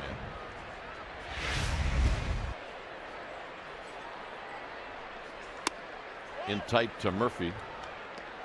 Murphy's bounced out twice to first.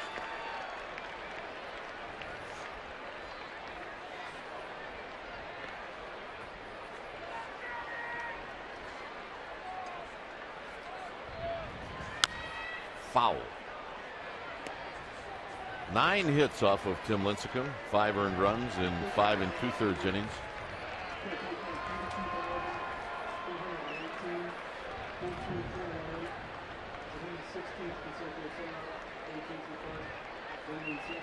2-2 pitch. And Murphy just got a piece.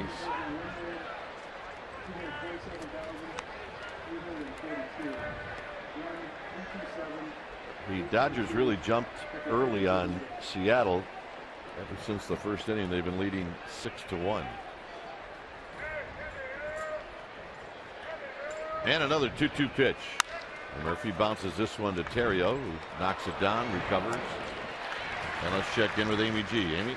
Hey, Dwayne, last night the Northern California Emmys were held here in San Francisco, and we owe some congratulations to colleagues and co-workers. SFG Productions won for an episode of Inside the Clubhouse, their All-Stars edition, and our co-workers over at Comcast Sportsnet Bay Area, they won for Legends, the 2010 SF Giants, and the Comcast Sportsnet Marketing Department absolutely cleaned house. Tom Pelech, Lizeth Aguirre, they are absolutely awesome. They took home so many, but one of which we need to note, the World Championship Baby campaign, because we remember that one, guys. Oh, yeah. That was Amy's favorite. 1-0 to Napoli. Napoli off the end of the bat to Huff. Huff will go to the bag. 2 outs. And here's Moreland.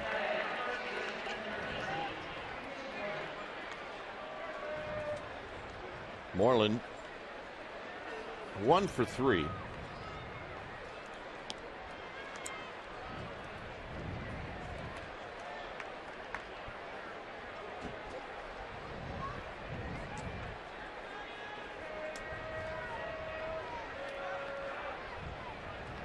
Lefty against lefty here in the 7th. And there's that big breaking ball that works so effective on lefties, and it flops in for a strike. That's a good one. Big, hard curveball.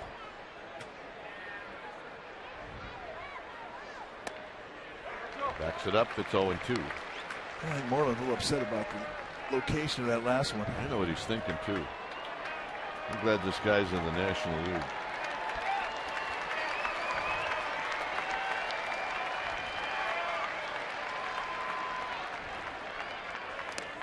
Down low, banged around at home plate, 1-2.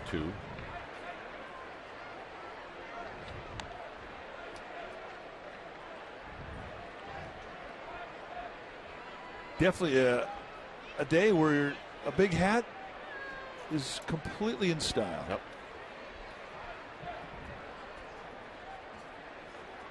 1-2 pitch.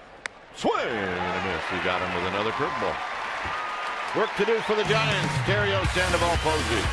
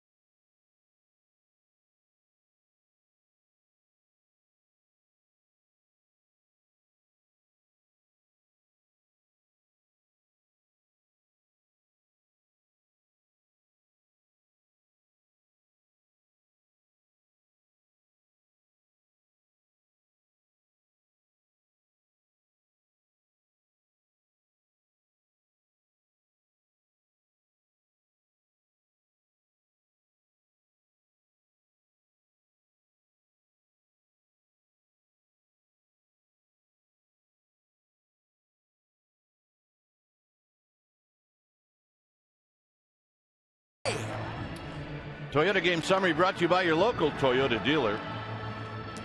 Kinsler's got a couple of RBIs.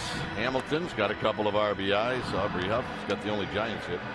Lincecum went 104 pitches and got banged around for 5 earned runs on a day where 42,418 showed up for the 116th consecutive sellout. Nice job.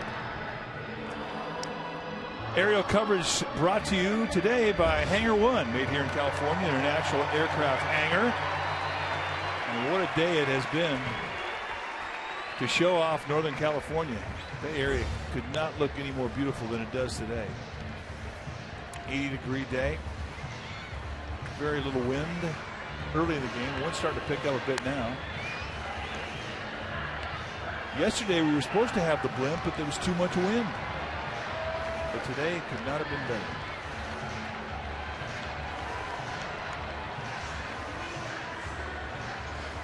Pretty quiet out in the bay.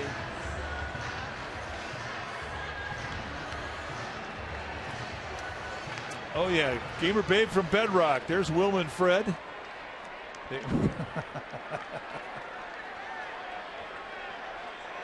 Yep. I love our fans. They never let us down. 1 ball and no strikes. Oh yeah, you guys are on. Fouled at the plate. Terrio comes out limping.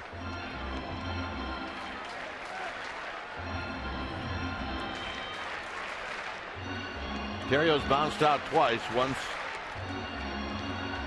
the second one's to short. Trying to get on for Pablo Sandoval. Hit on the ground, and Beltre on the backhand. And Beltre will throw him out. Wrong guy to hit the ball to. Gold Glover over there at third base, Adrian Beltre. He plays as sweet a third base as there is in the game today. And he's always been good. Very relaxed.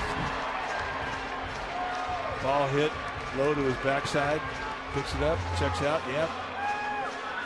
It says Rawlings on it, official Major League Baseball, and then he slings it over to first base. He's been doing it good for a long time.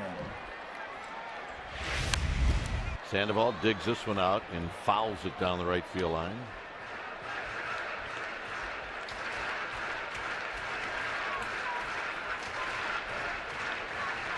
A 1 hit, and Aubrey Huff double in the 6th.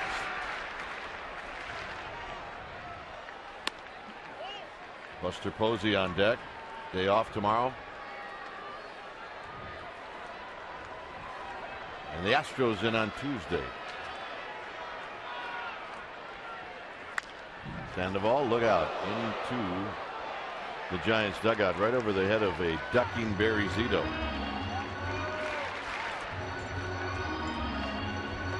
Look out, Barry. Zito due to pitch the Thursday game against the Astros. 2-2 to Sandoval. Well, there's the new kid on the block, George Cantos, starting to get greased up.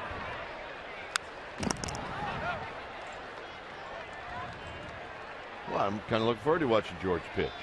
Well, he was tearing it up down in Fresno.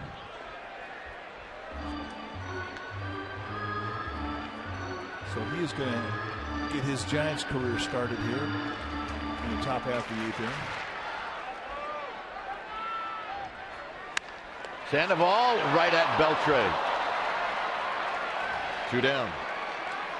This is beginning to look like a bit of a Adrian Beltre highlight film. This ball was hit. Lindsay golfed it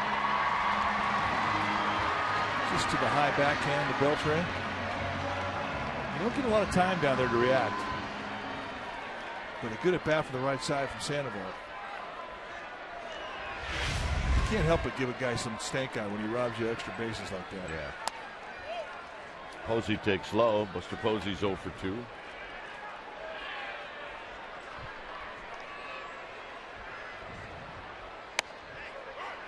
Ross comes back with a strike.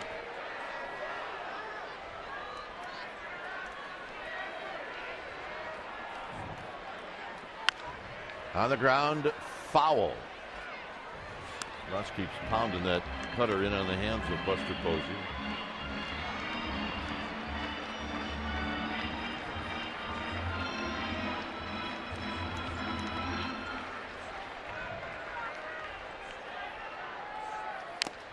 And Posey stays alive. Good emergency swing. You've got to have a good emergency swing. You're going to use it a couple times a game. It's pretty much every day when you're facing big league pitching. Fight off some nastiness, live to see another pitch, and beat a guy. Way outside, 2-2.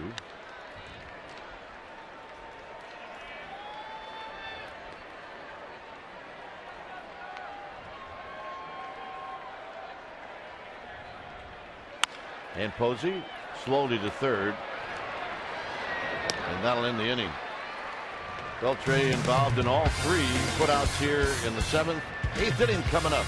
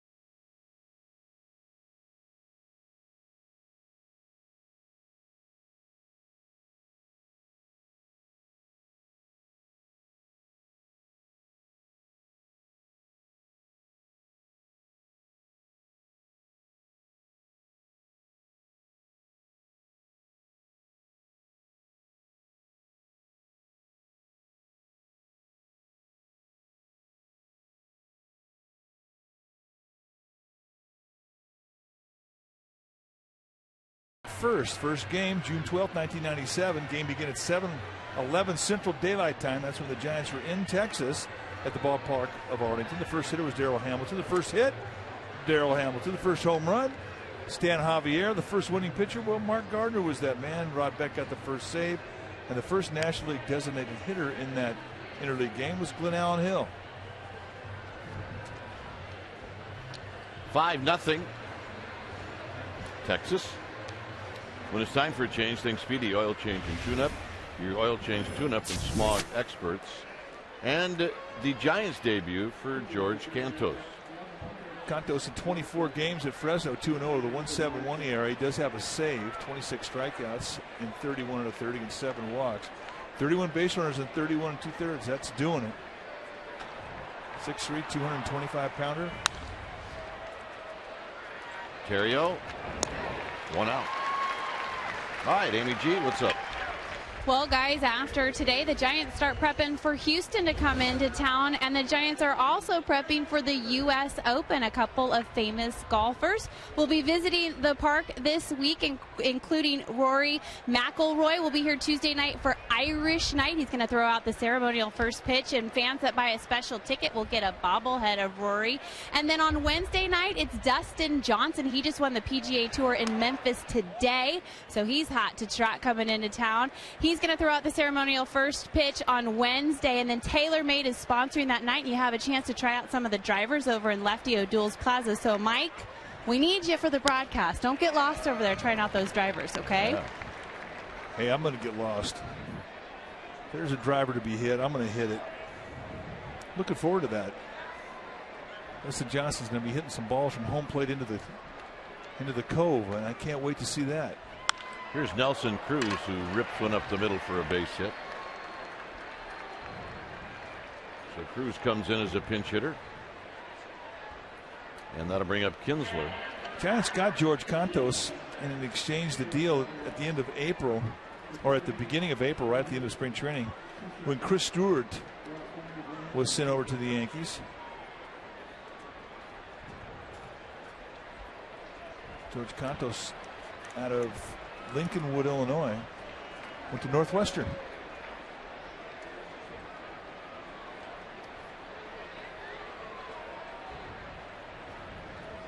Kinsler looks at a strike.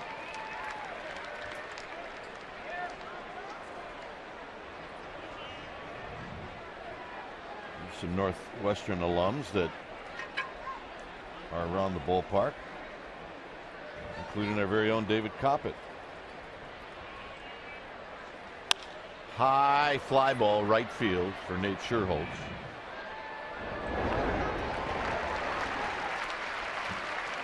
Andy Baggerly.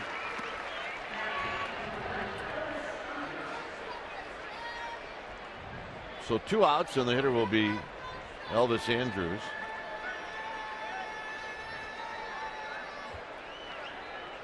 Andrus is 1 for 4, reached on a fielder's choice in the 6th inning.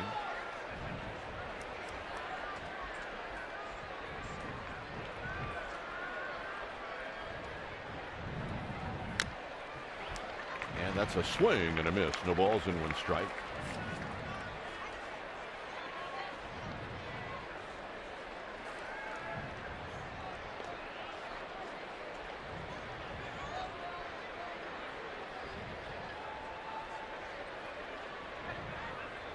Contos throws and it's high.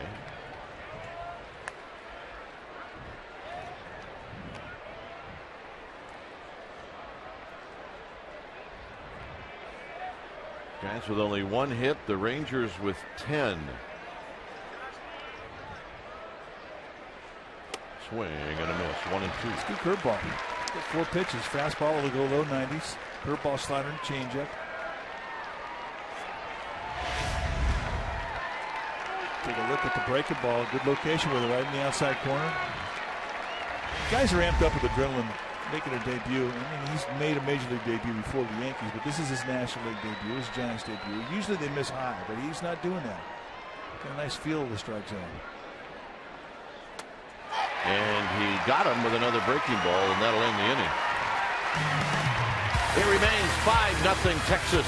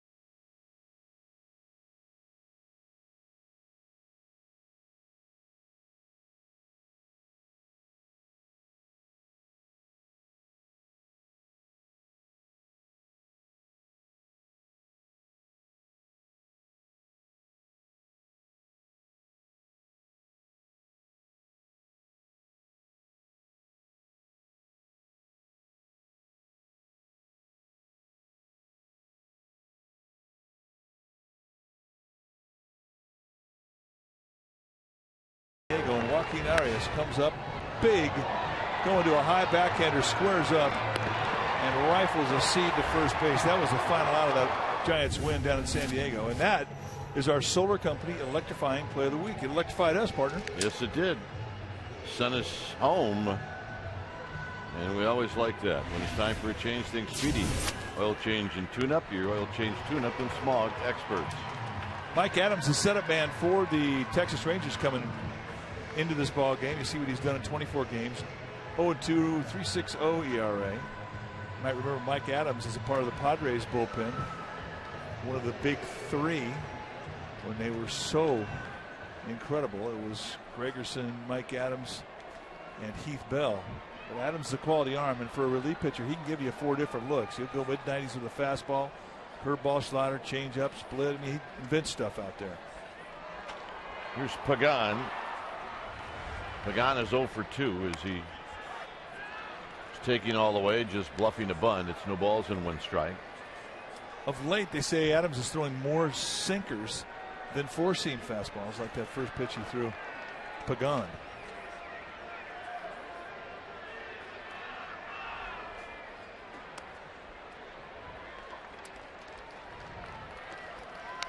Emmanuel Burris is on deck.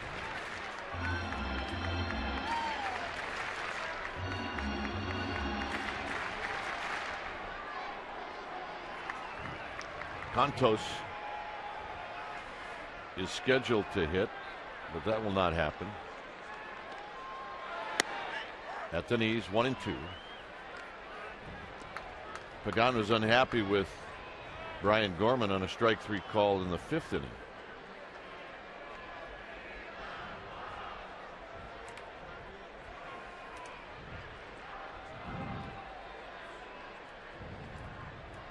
Outside 2-2.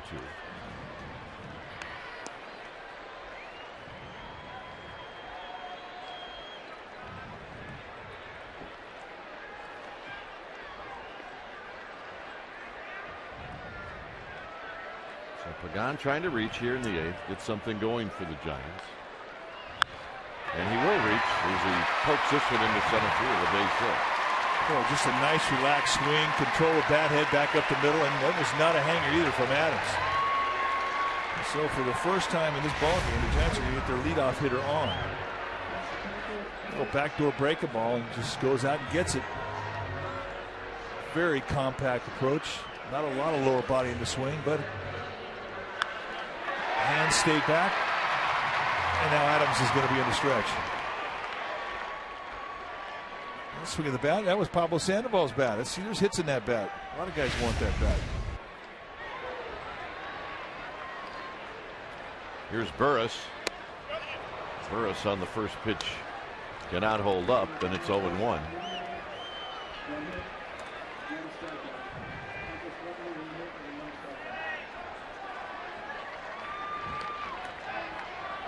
Burris had a pinch hit single on Friday night.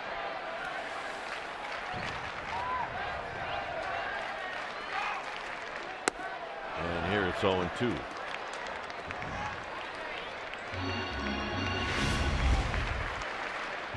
Now this is what it says on the barrelhead of Pablo Sandoval's bat.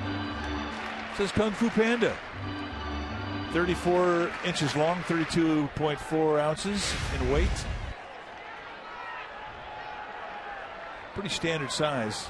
Most guys 34, 31. It's a little heavier than what you normally see, but still a light bat. Burris saw 3 pitches, and he will go sit down.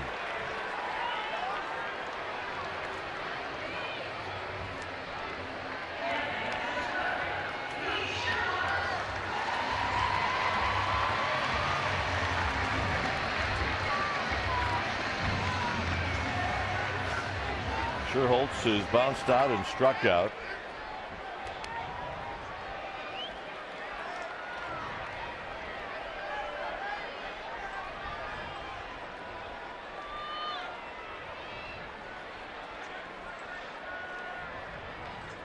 And a quick toss. And back is Pagan. Guys used to see Adams a lot. Scherholtz 1 for 7 lifetime against Adams. There isn't anybody that has any ownage on Adams. And if I recall, every time he came in, he pitched well against the Giants. Yeah, it seemed that way. Oh, it's rally cap time. He's feeling it. I think it's time.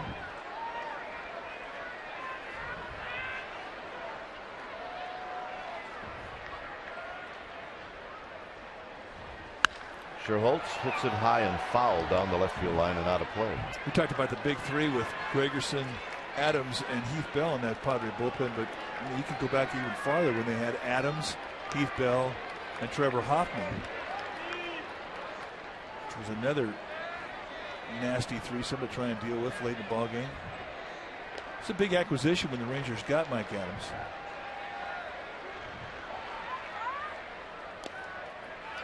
And now Pagan will move down to second on the wild pitch.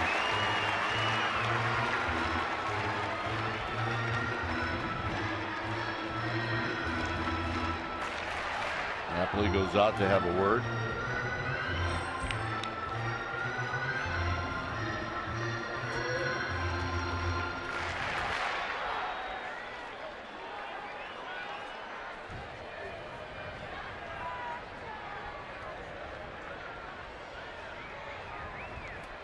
So Adams about to pitch to Sherholtz with a count of 2 balls and 1 strike. This will be pitch number 12 in the inning for Adams. And Sherholtz stays alive.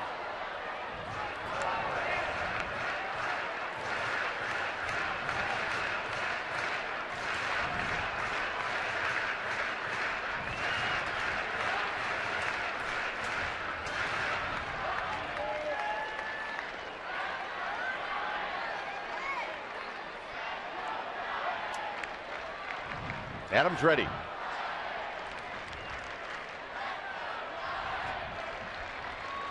And Sherholtz again gets a piece. So Sherholtz putting up a pretty good battle.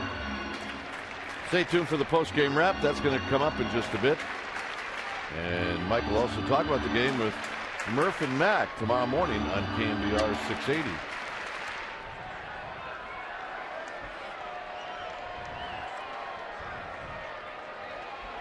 We're talking about one of the greatest comebacks in Giants history. It's going to be amazing.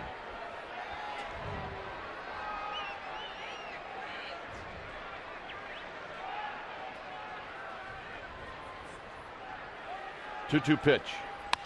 Sherholtz, little flare. Andrews out. Little fall.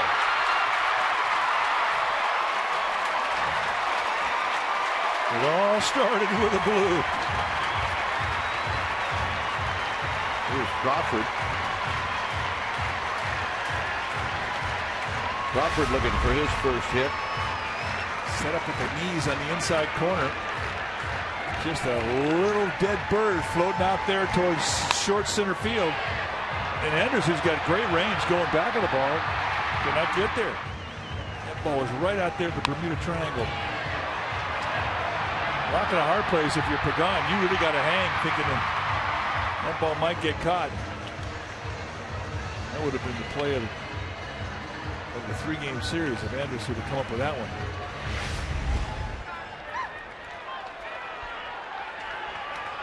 So here's Crawford.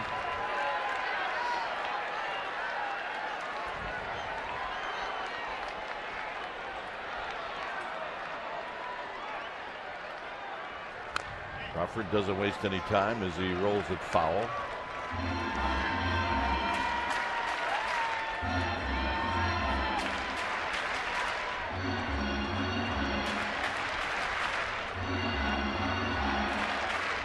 Pagan at third.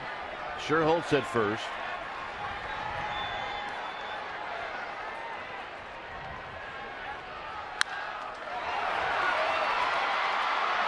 Kinsler, Andrews, double play. Wow, nicely done. 4-6-3. You can't do it any better than that.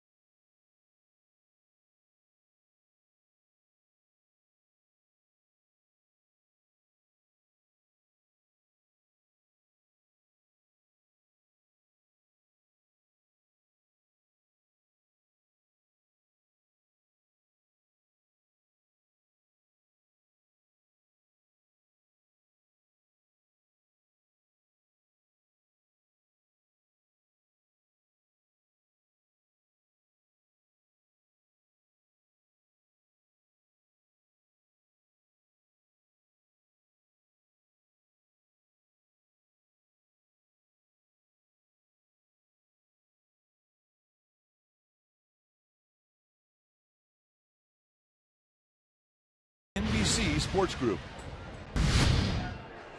5-0 Texas here in the 9th inning. When it's time for a change, think Speedy. Oil change and tune-up. Your oil change, tune-up, and smog experts. Shane Luke's now to pitch the 9th inning here for the Giants. You can take a look at what he's done in 5 games. Done a nice job. 10 hits, 2 walks, and 9 1/3, 4 strikeouts. And with Luke's, you're going to get a fastball that he can 2 and 4 seam, curveball, slider, changeup. But he really has been consistent to the knee-high command.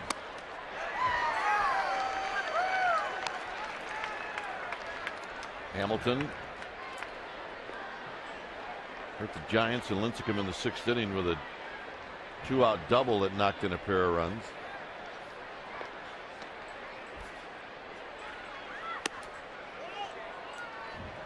The 2 RBIs now put him over 60.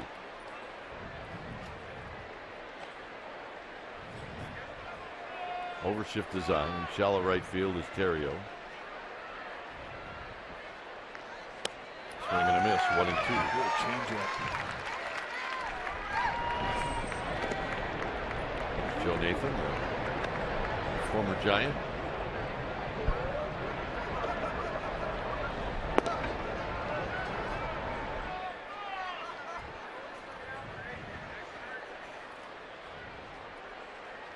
And Hamilton out swinging.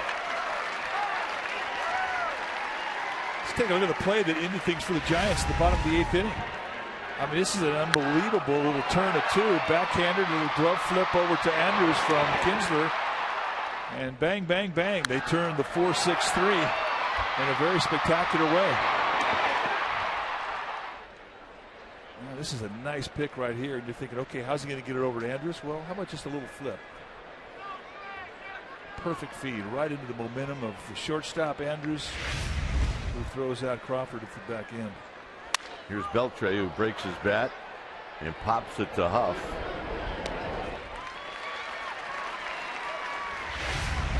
Now take one more look at the glove work of Ian Kinsler to Elvis Andrews.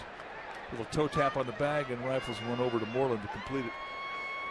That is a big league double play. Frustrating for Crawford, who initially probably thought that that ball was going to go through.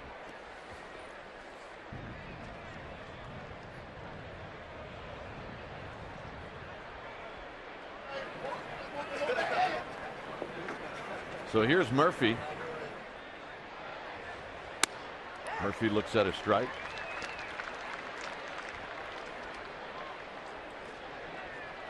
Murphy is 0 for 3. He's bounced out 3 times to the right side of the diamond. Here he drives this one into right center field, and this is going to split Pagan and Sherholtz. Murphy's going to leg it out. Here he is, headed for 3, and he made it. Even if Sandoval holds on, Murphy had a triple.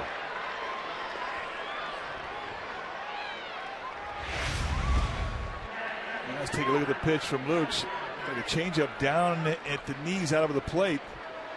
Murphy stays back nicely, rifles it through the gap.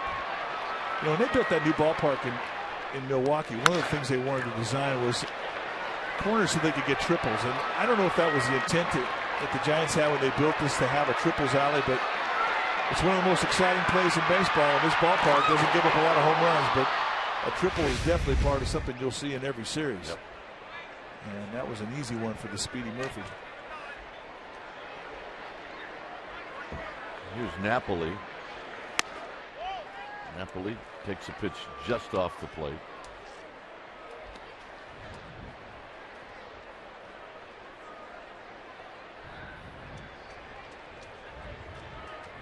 Lincecum, Affelt, Contos, Lukes. This is skied into center field for Pagan. And that'll end the inning. Major work to do for the Giants. Huff, Blanco, and Terrio. 5-0 Texas.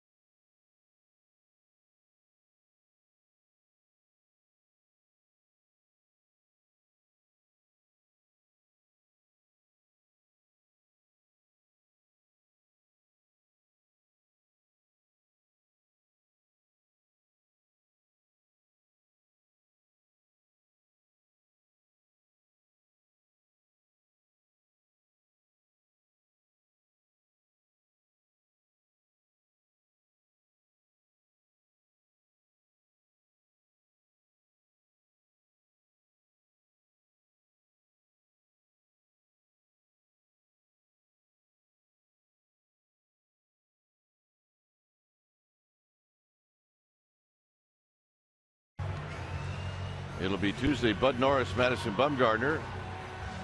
Wednesday, J.A. Happ, he's a lefty against Matt Cain, and then Wandy Rodriguez against Barry Zito. So that's all coming up on Comcast Sportsnet Bay Area.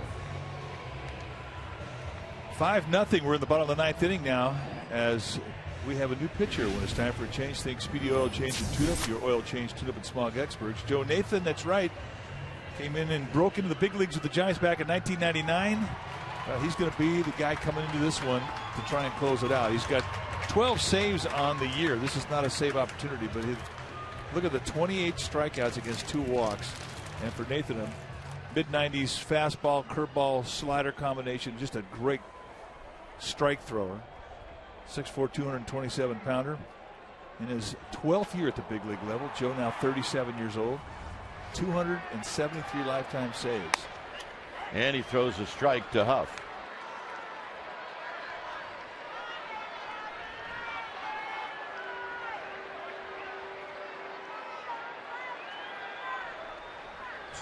Huff fouls it back, and it's no balls in 1 strike.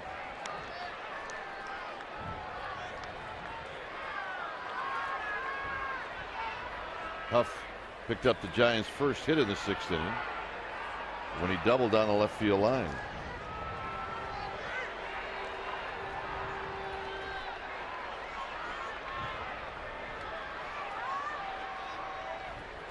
And he takes his pitch high. It's 1-2.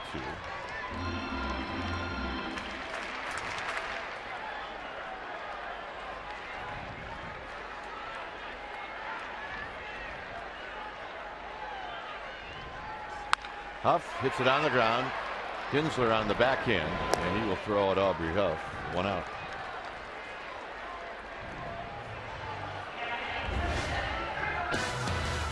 Stay tuned to Sportsnet Central tonight at 6 p.m.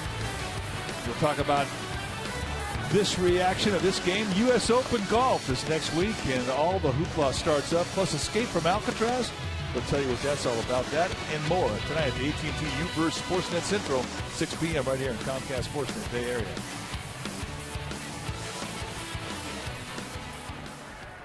Here's Blanco. And Blanco taking all the way, takes a strike.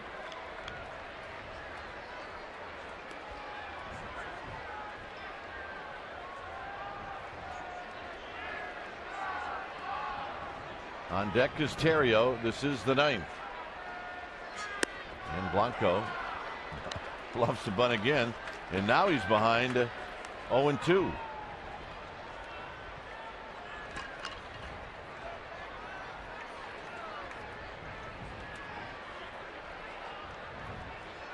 Nothing Texas here in the 9th.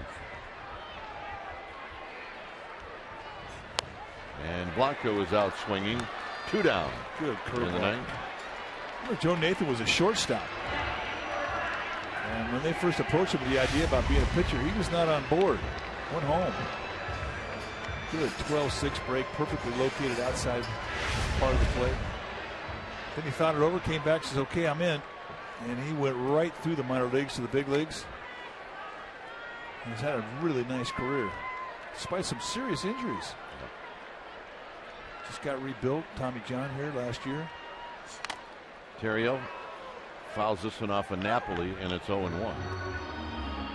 It's a weird feeling when you have your mask spun around like Napoli just did in a foul ball. Well, bottom line, that's what you want your mask to do. He's getting hooted on by his teammates. You get no sympathy as a catcher. Terrio pops it up. Coming in is Gentry, and that's the ball game. So the series goes to the Texas Rangers, and they do it today against Tim Lincecum, who falls to a mark of 2-7, and a disappointing loss for the Giants.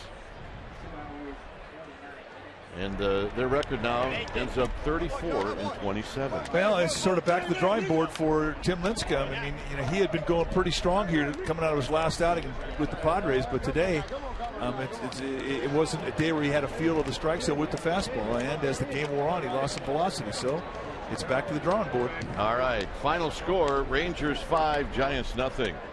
Stay tuned. Esurance Giants postgame live with interviews on the wrap. That's going to start right now. Thanks for watching San Francisco Giants baseball on Comcast Sportsnet, part of the NBC Sports Group.